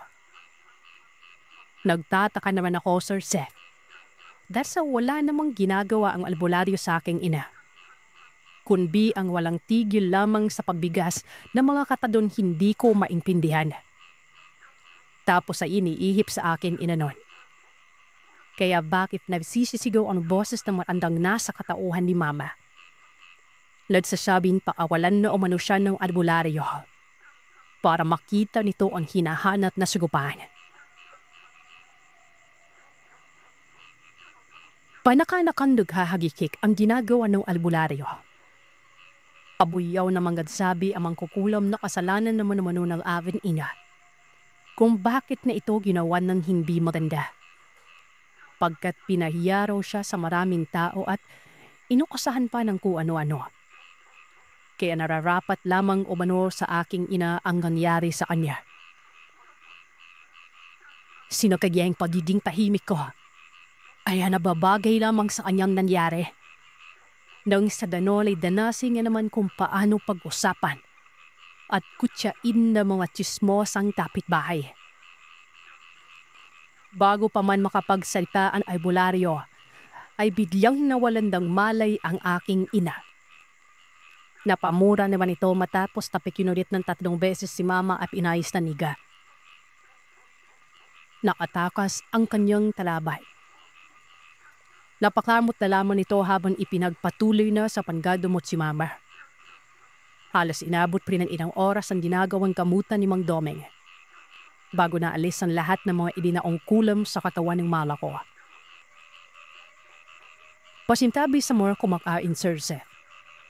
Sa kadahilanan maski ako, damuntikan pang bumaliktad ang sikmura nang makita kong may mga hinuhugot na mahahabang insekto ang albularyo sa mga nagnanaknak na sugat ni mama. Sa pling hinuhugot yon ng albularyo ay hindi ko maiwasang gapangan ng kilabot sa buong katawan. May haharing tulad ko sa sinulid na kulay pula ang mga insektong nakukuha ni Mang Domeng at halos 1 dangkalang haba ng bawat isa nun. Masinsimang inisa-isang sinuri ng albularyo ang sugat ni mama at ang panghuli nitong ginawa ay pinausukan si mama ng amang yan. Pagtatapos ay may binikbik na dahon ng albularyo at ipinainom niya sa akin ina ang katas na nakuha niya sa mga pinaghalo-halo dahong binikbik. Ayon pa sa akin ina, noong maamoy niya palang ang katas na ipinainom ng matanda sa kanya, ay parang may sariling buhay ang anumang klaseng insekto ang nasa kanyang sikmura. Sa kadahilalang para umano itong sanggol sa kanyang sinapupunan. Sumisipa at naglilikot na paruot pa rito. Noon niyang pinilit siyang painumin ng albularyo ng patas ng pinikdik na halamang damot, ay doon na mas lalong sumakit ang sikmura niya. Kaya naman halos nablulupasay na ito sa sobrang sakit na nararamdaman. Lakita ko baka siyang halos maghalo ng kanyang luha. Sipon at laway sa paghuhumiyaw, maipigil na ng albularyo ang ginagawa nito. Kirabing pahirap umano ang ginagawa sa kanya. Binuyawan naman siya ng albularyo at sinabdiyang piisin lamang ang sakit. Kayang lamang ang taning paraan para maalis ang pangyarihan gaw sa kanya nung aswang na may matinding galit na nararamdaman. Pasalamat lang at dugulang doon hayop ang napikman mo. Dahil kung nagtataon na nakatikin ka ng dugo ng tao, abay, mahihirapan akong gamupin ka. Itong minuto pa ang nakalipas, inilabas na ng aking ina ang durog-durog na insektong idinaon sa kanyang sikmura.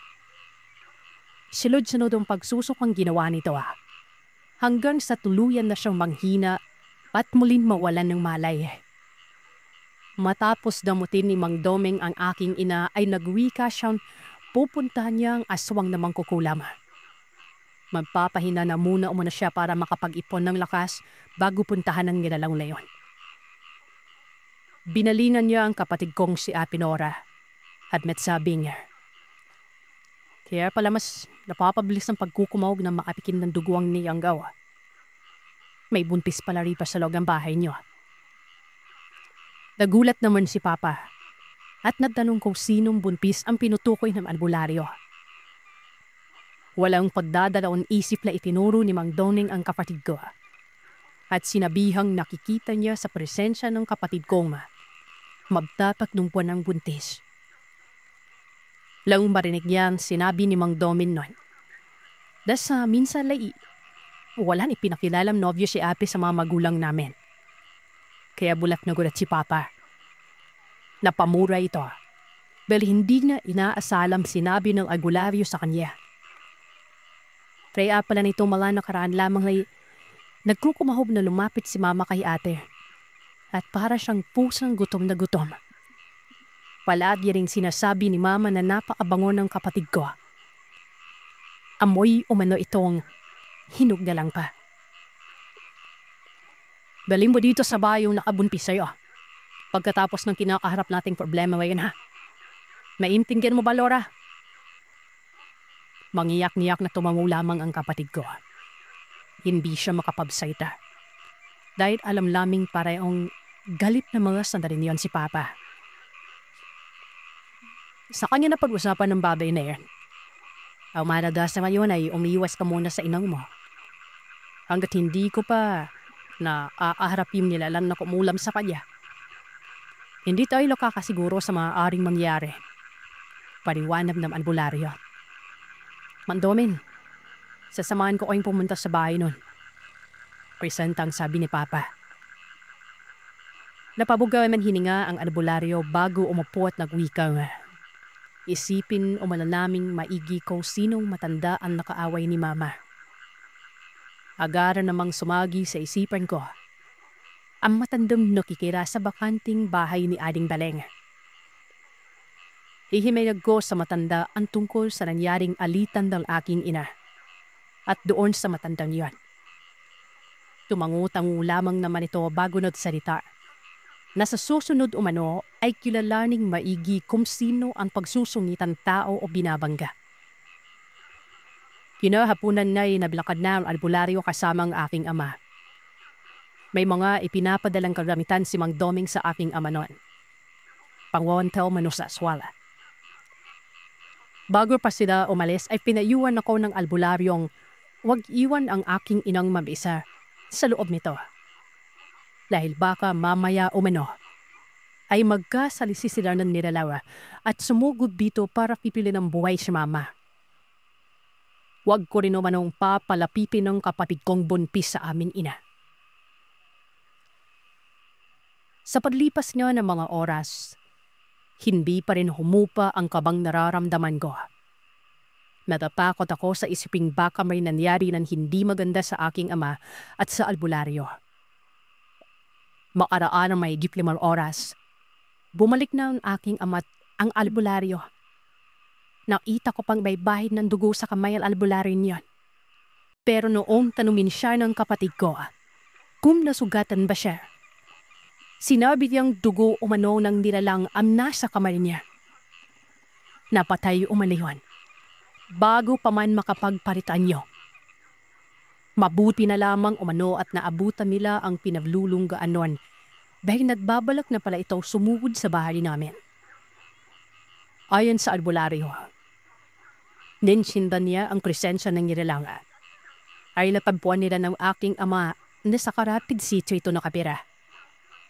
Nakikipira na naman ito sa bahay naman ng kanyang kamag-anak. Naghintay pa umano sila ng ilang oras sa pinagkublihan. Bago lumabas ang matanda. Nung makipamirang papunta na sa gubatang matanda. Badli-badli mamira itong sinindan. At noong makorner na nila, sa kanila ginawa ang binala. Pero sadyang napakalakas umano nito dahil kahit hindi pa man ito nakakapagpalit ng anyo sa pagiging aswang. Napakalakas nitong makipaglaban. Wika pa ng albularyo. Pakiramdam niya ay nabalian daw siya ng tadya dahil sa ginawang pag-atake ng nilalang sa sikmuralya. Mabuti na lamang tarada at napatay umano nila kaagad yun. Dahil kung hindi ay baka bangkay na silang makauwi. Kaaminin ko, kahit isa akong albularyo at maraming alam sa pakikibaka sa mga masasamang nilalang, may ihirapan talaga ako pagdapin sa mga aswang. Labis-labis ang pasasalamat namin sa albularyong si Mang Doming mga kabyudewa. Dahil kung hindi dahil sa kanya, baka tuluyan nam napahamak ang akin nila. Lumipas ang ilang araw ay tuluyan nang gumaling ang aking ina.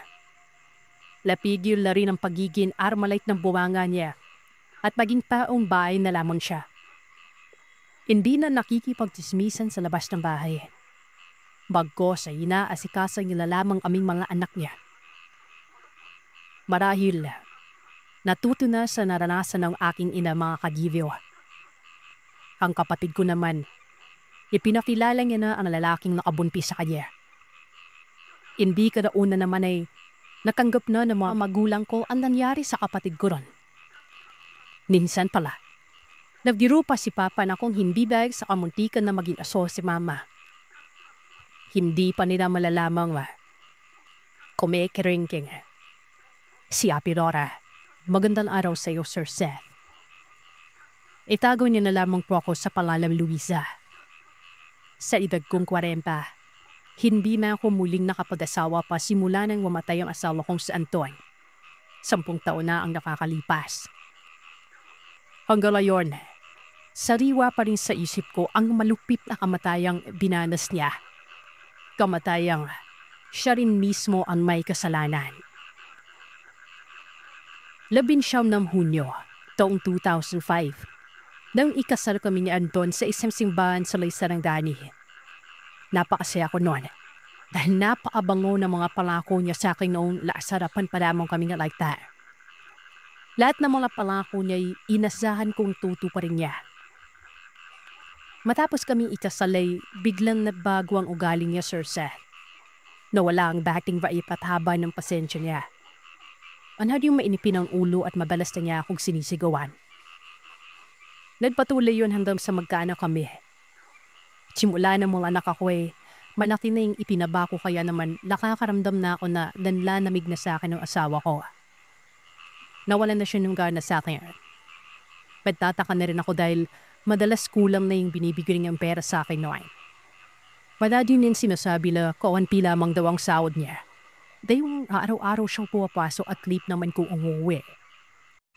Dahil doon, kinutuban na ako. Alam ko sa sarili ko na meron siyang ibang babae dahil nawalan na siya ng lambing sa akin. Halos araw-araw kaming nag-aaway at minsan ay napagbubuhatan niya ako ng kamay. Isang araw habang namamalayan ako, may babaeng lumapit sa akin. Hindi ko siya kilala pero aminado ako na may itsura siya. Umiiyak siya habang nakahawak sa kanyang tiyan na medyo may umbok na noon. Pinanong niya kung kapatid ko ba si Anton. Hindi ko siya sinagot bagos pinanong ko kung bakit niya iyon naitanong. Halos himatayin ako nang sabihin niya sa akin ang rason ng Sir Seth. Ayon sa kanya, kasingtahan daw siya ni Anton. Pero bigla raw itong nakipag-iwalay sa kanya nang malaman niyang nabuntis na ito. Hindi ko na napigilan ng luha ko noon. Hindi ko alam kung maawa ako maiinis dun sa babaeng yun. Pinilit kong magpakakalmado bago ako nagsalita. Mainawan ko sinabi sa kanya na hindi ako kapatid ni Anton, kundi ako yung asawa niya. Nakita kong nalaki ang mga mata niya noon, lalo pang yumakas ang paghabulgol niya. Hindi umano sinabi ni Anton na may asawa na ito. Paninsan nga raw na nakita niya akong kasama ni Anton. Agad daw niya itong ipinano. Ang sabi ng walang hiya kong asawa, ako raw ang palahanay ng kapatid.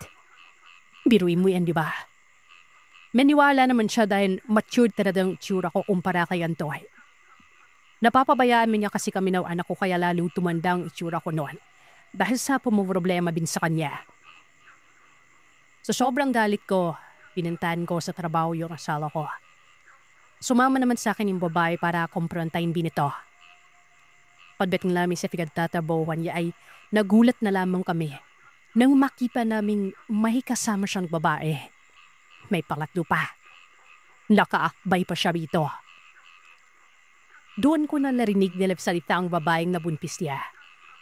Padalip na isimidaw rito na magbabayad umano si Anton sa panlolokong ginawa niya. Badaan umano siya sa butas ng literal na karayo. Iyak lamang ako ng iyak doon. Samantalang nagmarcha naman palis yung dati niyang kabit na nabuntis niya. Pag-uwi ko sa bahay, nadimpake ako. Isinama ko ang anak ko pauwi sa bahay ng mga magulang ko noon. Wala nang sabi-sabi. Iniwan ko na siya. Ipinagdasal ko na sana ay makarma siya. Makalipas lamang isang linggo, biglang tumawag sa akin ng gimen ko. Nagulat pa ako nang sabihin niya, malala na raw ang kalagayan ni Anton. Inayawan na raw siya ng mga doktor dahil sa kakariban niyang sakit noon. Matapos ko marinig yon, madali akong umuwi sa bahay namin sa may Sarangani. Isinama ko na rin ang anak namin para kahit papano'y maipa siya ng kanyang tatay. Pagdating ko sa bahay, kimilabutan ako sa itsura ni Anton. Halos namamaga na ang buong katawan niya. Punong-puno rin ng mga butas ang kanyang balat. Butas na para bang tinusok-tusok ng karayong. Ayon sa nanay niya, nagsimula umano yan ng gabing umalis kami sa bahay. Bigla na lamang umanong nakaramdam ng sakit si Anton. Napapahiyaw umano siya at paulit-ulit ang sinasabi na para daw siyang tinutusok ng karayong. Parang tinutusok ang buong katawan niya. Kinabukasan, nagkaroon na nga ng butas-butas ang kanyang balat. Kaunting kanaw lamang niya ay nagdudurugo na ang mga yon. Noong mga oras na ay hindi na rin makatayo si Anton dahil maging ang mga tanampakan niya tad-tad na ng subat. Kahit mapilit ako sa kanya, hindi ko pa rin maiwasang hindi makaramdam ng awa noon. Lalo na dahil namimilipit talaga sa sasakit sa Seth. Kitang-kita mo talaga sa mukha niya na hindi niya mainda yung sakit na nararamdaman noon. Noon, wala pa akong idea kung ano talaga ang nangyayari sa kanya. Hindi ko alam kung ano klaseng sakit ang dumapo sa kanya noon. Maging ang mga doktor niya ay hindi iyan mapiyak. Dahil naman inayawan na siya ng mga ito. Normal naman ang lumilitaw sa resulta ng kanyang laboratory test kaya medbata ka rin maging ang mga eksperto. Diba palaging ganun sa mga kwento mo? Palaging walang masama o walang hindi magandang resulta sa mga laboratory test na yun. Ganun na ganun din po ang nangyari kay Anton. Nang gabing yon, bigla na naman siyang umaninghi. Uniiyak siya habang ipinaturo ang suot ng diaper. Naka-diaper na lamang kasi siya dahil hindi na pala din siya makatayo noon. Hindi na waring makaupo. Nung tatanggalin ko na ang diaper niya, nagulat ako sa aking nakita. Nagkatingilan kami ng mama niya at sabay kami napaiyak noon. Dugo na kasi yung laman ng diaper niya. Pero ang mas lalong nakakabigla ay yung mga karayom na naroroon. Hindi namin alam kung saan yun nanggaling.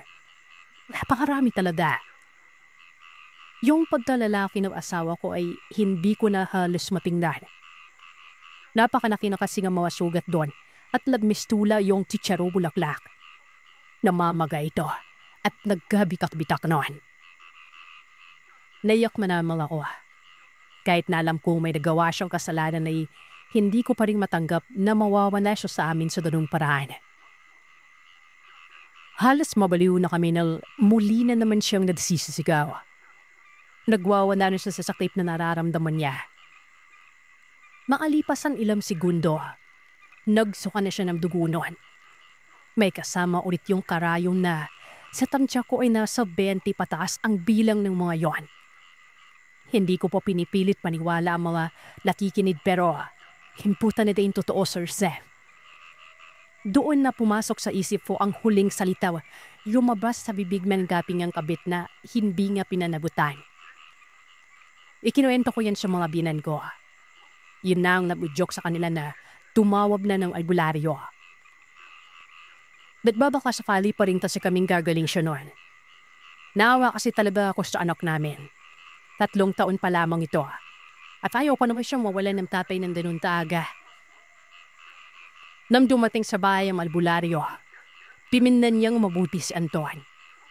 Pagkatapos ay naglabas siya ng isang palito ng posporo. Sa kanya ito binasalan. Maya-maya pa, inipik niya yun sa pagitan ng mga daliri sa paa ng asawa ko.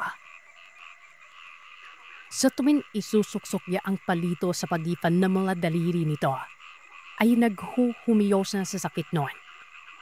Nasasaktan siya ba yung isang simpleng palito ng laman yon at hindi naman ito nakasindi? Ayon sa albularyo, sinyalis o malayon na may gumagambala o kumukulam kay Anton. Tinanong niya kami kung may mga kakaibang bagay raw ba na lumalabas sa katawan nito. Siyempre tumango naman ako at sinabi ko yung tungkol sa mga karayong. Sunod niyang ipinanong kung may mga nakaalipan ba ang asawa ko. Ang bilan ko nang sumagot noon. Sinabi nga rito may naging tabit sa antalat na bunpis ito. May iilan din siyang mga naging babae bukod doon. Lang tawasin nga sa Anton gamit ang kandila ay nabuo ang isang imahe ng hugis tao na may maumbok na tiyan. Doon na namin napiyak na yung babaeng nabuntis nga niya ang kumukulam o ang nagpapakulam sa kanya. Damdam pa na kami sa parte ng may pawas herse. At hindi pa man natatapos ang ritual ng albularyo noon, ay bigyan na lamang binawian ng buhay si Anton. Na para bang namamatsyab lamang ang gumagawa sa kanya. Na parang alam nito na may magpapadaling dipe sa asawa ko. Sa madaling salita, hindi na namin siya naisarba noon. Napailing na lamang kami at hindi ko rin naiwasang magalit kay Anton dahil papatay na siya. Tuwing isipin ko kung ilan ng babae sinira ng buhay ay nandagalaipi ako. Huwag niyo sana akong husglan kung sabihin kong kulang pa pala ang binanas niyang sakit kumpara sa sakit na iniwan niya sa puso ng mga babaeng niloko niya. Ilang mga bata ang pinandanan niya ng karapatan na magkaroon ng ama at kompletong pamilya. Ikinuwento ko to para magsibing aral sa mga lalaking ayuksa naman. Tandaan sa amin ninyo na hanggang sa panahon na yon, meron pa rin mga karayo. Kaya mag-inip tayo. Baka mangkukulam pala ang mga babaeng ikinakama nyo.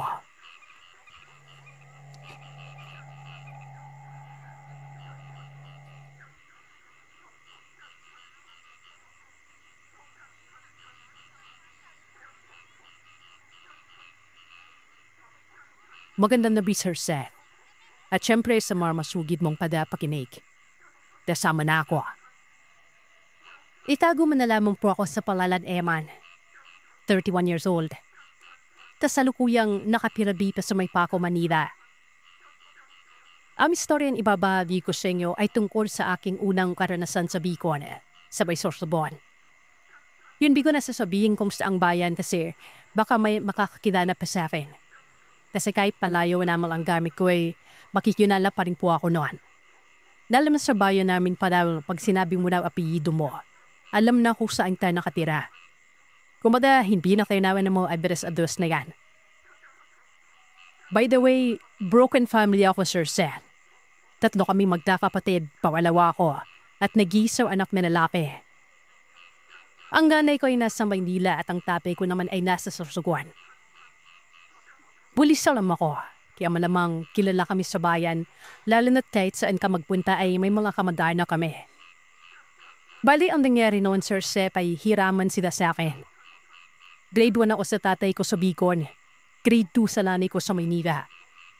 Bali, alternate sila sa akin noon.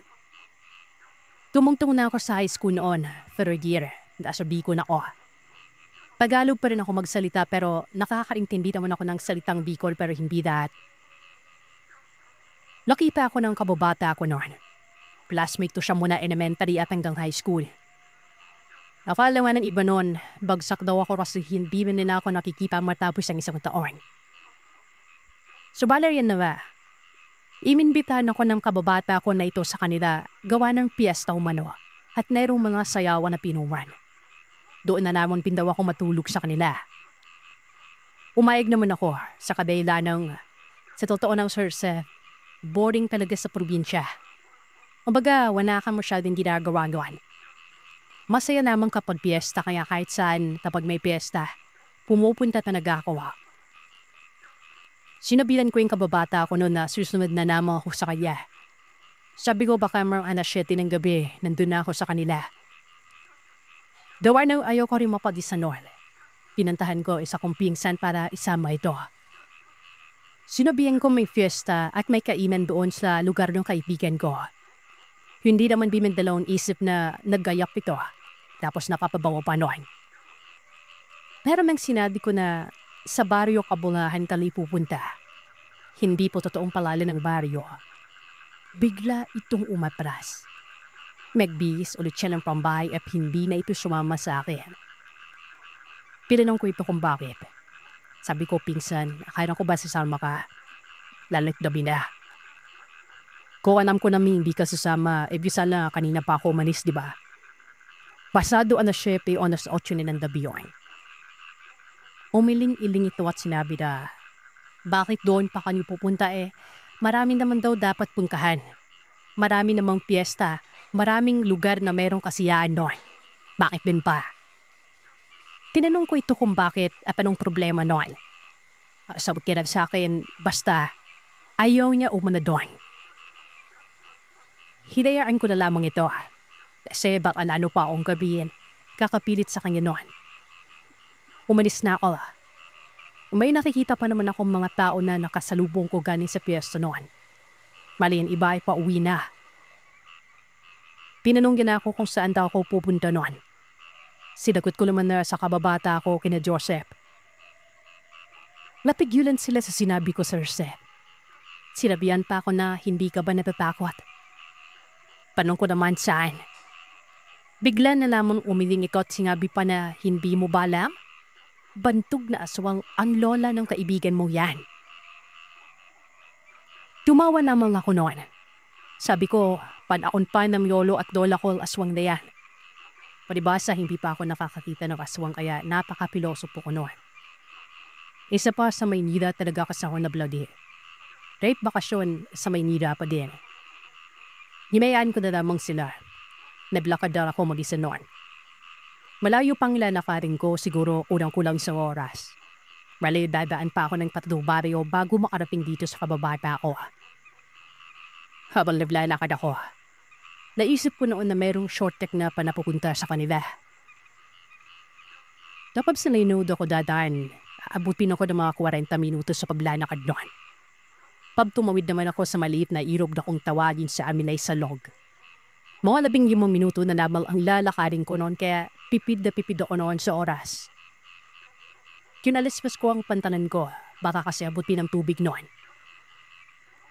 Malapit na ako sa salog doon, na sa hindi kalayuan. May nakita akong matanda sa gitna ng sanob na babaranan ko. Nakabuka ka ito, at yung isang kamay niya ay parang pinapakintan niya yung dalay ng tubig. Nagyabi na pinanihip na hangin noon. Nakaamoy na rin ako ng amoy malansa na ewan. Maisip ko na baka nabigo yung matanda kasi mabaw na ito. Nakapanusot ito ng puti at kahit labiri may kitang-kita ko ang mahaba nitong buhok na pinatalay ng agos ng tubig. Nakatalikod pa sa akin. Hindi ako kinabahan. Natuwa pa nga ako kasi naisip ko may gising pa at isa pa, hindi talaga ako naniniwala sa aswang na yan. Lumapit ako dito at akmang kukunin ko na sana yung kamay niya para magbano noon. Daling kasi sa probinsya, Sir Seth. Nakilala mo man o hindi basta matanda at kapag nasalubong mo ng 2 oras o kahit na anong oras pa, dapat magbano ka. Ang ginawa nito, tuningin ko sa akin. Yan pinanyan na para bang brobagal, parang slow motion lang. Kitang-kita ko yung mata niya noon. Napakatuyis at mapulay pa na para bang nagbabaga pero tinuloy ko ba din ang pagmano ko sa kanya. Sabi ko, mano po Lola. Saka ko ito narinig magsalita. Sabi niya, tawaan ka sana ng Diyos. Saka ko tumalikod sa kanya noon. Malapit na ako sa pangpang noon nang tumingin ulit ako sa pwesto niya. Wala na ito. Saan kaya pumunta si Lola, diba? Bumalik ako sa paglalakad. Sa hindi kalayuhan. Naririnig ko na yung mga alulong ng mga aso at yung huni ng mga kakaibang tunog ng ibon. Hinayaan ko na lamang ito at nagsimbi na naman ako ng Yossi at pinagpatuloy ko ang paglalakad ko noon. Siguro kulang-kulang 10 minuto, nandun na ako sa bahay ng kababata ko na ito. Nang nakita ko ulit ang matanda. May hawak na itong tukod at paliko-liko ito kung saan ako liliko doon. Nagulat ako kasi bakit mambin na siya agad. Pero imbis na kabahan ako, maisip ko na lamang na baka may anam itong shortcut at siyang hindi pa ako talaga sumabay sa kanya. Naisip ko, mas kabisado na yung lugar kasi di pala rin siya tumandanan, di ba? Malapit na ako sa bahay ng kababata ko noon. Naksalubungin ako na itong kababata ko. Pilang niya ako kung saan ako galing. Inaabalan niya umano ako sa kabila at hindi niya inasahan na doon pa na ako dadaan sa bandang likuran. Siyempre, pigaliwanag ko sa kanya na mas malapit doon. Inaya na ako nitong pumasok sa bahay niya para kumaril. Ulaw beses ko makarating sa bahay nila noon. Nagulat ako at nagtataka noon kasi wala silang bintana. Nagtaka din ako gawa ng yung krus nila sa altar, Sir Seth. Sa maniwala man tayo sa hindi. Nakabaliktad yun. Puro ipimang kanbira na nakikita ko. Maya-maya, may pumasok sa may pintuan noon. Walang iba. Kundi yung matanda na nakita ko kanina sa may bandang ilog. At yung pinabyasan ko. Doon ko napag-alaman, Sir Seth, na lola pala niya yun. Lola pala ito ng kababata ko. Palibasa ay hindi ko pa nakikita ang lola niya. At ito lang ang kauna-unahang beses noon. Gawa nung kapag pinapapunta yung parents sa eskwela na itanging kung sino-sino na lamang ang hinuhugot nito para maging guardian noon. Ang pangalan ng matanda nito ay tawagin na lamang natin sa palanang Goyeng. Siyempre nag-bless ulit ako. Kung pikimen mo ito si Lorna Goyeng, last na 9 pista yung edad ng matandang nito. Pero nakakanakad pa talaga siya. Naglalakad pa nga ng gabi, di ba? Pinapida na sa akin ng kababata ko yung lola niya. Napag-anaman ko rin na sila na ng panas sa bahay na yun. Naghiwanay umano ang mga magulang niya, mali pa lamang siya. 3 sino magkakapatid, siya ko bunso. Yung ate nga na sa Maynila na at hindi na nagpaparamdam mo noon. Yung kuya niya naman pumunta rin ng Maynila at nagtatrabaho. At yung nanay niya, bigla na namang umanong umalis ng walang paalam noon. Bali, yun lamang po ang nasabi sa akin itong kababata ko nito. Kumunta muna kami sa may sayawan, mga 10 na ng gabi noon. Tapos mga bandang alauna, umalis din kami doon at umuwi na sa kanila. Yung barong-barong nila, medyo may karayuan din sa baryo nila niyon. Siguro mga nabinimang minuto din yung lakadan. Pagdating namin sa kanila, diretso namin sa kwarto niya at naiga noon. Bago natulog, sinabihan niya ako na, Eman, padlay sumitsitsay sa pintuan kahit si Lola. Kahit na nung mangyari, huwag kami lalabas siya. Tinanong ko siya kung bakit noon. At sinagot niya ng sa akin ay, basta, huwag na huwag mong bubuksan. Pasado alas-tas siguro ng madaling araw noon. Tulog na yung kababata ko. Ewan ko ba, bakit hindi ako makatulog noon? Nakiramdam ko parang may sinong gusto ako magising talaga. Nadyosi muna ako at nagmasid-masid sa paligid ng kwarto niya. Sa ibabaw ng altar, may nakita kong langis na nasa bote. Imisip ko naman pika lamang yun na nasa maliit na bote ngon. Tapos sa likod ng pintuan niya, meron akong nakitang bond paper doon na may nakasulat na napin na hindi ko naman maintindihan. Paubos na lang yung yosi ko. Nang bigla na lamang akong nakarinig sa may bandang kusina nila ng mga yabag na mukhang papunta sa kwarto kung saan nandun kami ni Seth. Napansin ko ang mantika na nasa maliit na bote noon. Aragang umalog ito, Sir Seth. Pagtapingin ko ay kumukulo na ito. Kinuha ko ito at naisip ko, baka mainit yung pinadlagyan ng bote kaya kumukulo, diba? Palibasa, wala talaga akong kanamanam sa tungkol sa mga aswang doon. O kung ano pa kaya, hindi ko alam kung para saan ang bote na yon. Walang ano-ano. Narinig kong may sumitsit sa pintuan ng kwarto. Sililip ko ito sa butas ng pintong yon. Nakalimutan ko halos yung sinabi ni Joseph noon. Kaya naman nagulat malamang ako. Nang makita ko si Lola Goyeng, may namumula at nagbabaga ang mga mata nito. Yung buhok niyang mahaba, buhaghag na ng mga oras na yon. Para bang bagong gising na ewan. Dito ay naamoy ko ulit ang mabahong naamoy ko kanina. Na hindi ko naman naamoy nung pinakilala siya ng apo niya sa akin. Halos takpan ko ang ilong ko dahil sobrang baho talaga. At nasa kabilang pinto lamang nito. Narinig ko ito nagsalita. Nono, abrihan mo ang pertahan. Sa Tagalog, Sir Seth. Nono, buksan mo ang pinto. Yung boses niya, akala mo, para bang may samatandang mangkukulam o kluban. Tumawa pa ito.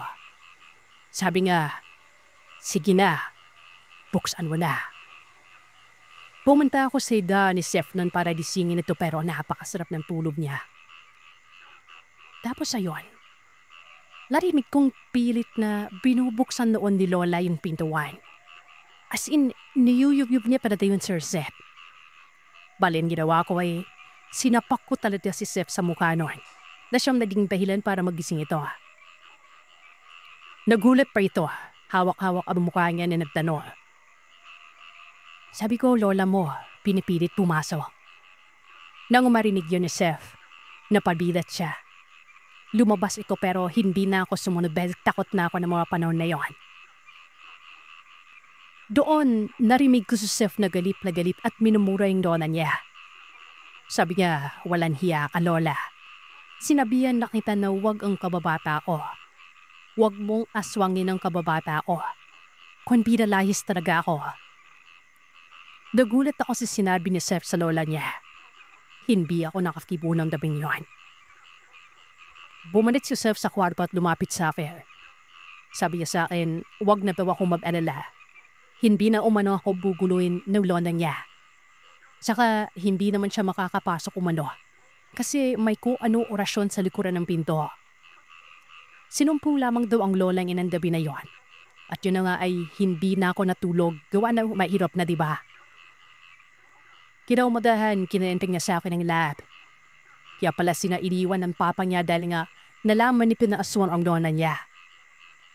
Palanoa, di naman umalis ang mama niya dahil ito nga, sa kanya isasabi ng binhi, yung pagkaaswan nito. Kaya daw umalis na naman yung mama niya noon. Yung api niya naman daw pumunta ng Maynila at mula naman na hindi na talaga bumalik at nagpakita. So bali dapat yung kuya niya na lang sana sa salunan. Ayaw din daw ng kuya niya kaya umalis din ito. Nagpaanam lamang ito na magtatrabaho sa Maynila noon at hindi na rin daw talaga bumalik. Kaya sa madaling salita ay itong kababata ko na lamang ang naiwan. Hindi naman daw niya maiwan ng lola niya kasi halos ikaw na daw ang nagpanaki sa kanya. Umalis na ako nung marinig ko ang kwento ni Seth.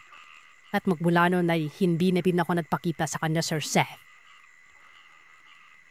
Ngayon ay kapag naririnig ko yung mga kwento aswang gawin sa channel mo, napapaisip talaga ako, Sir Seth. Kamusta na kaya itong kababata ko? Posible kayang siya ang sasalo na binhi man pagiging aswang. Milona Goye. At iyan ang kwento ng aswang para sa araw na ito.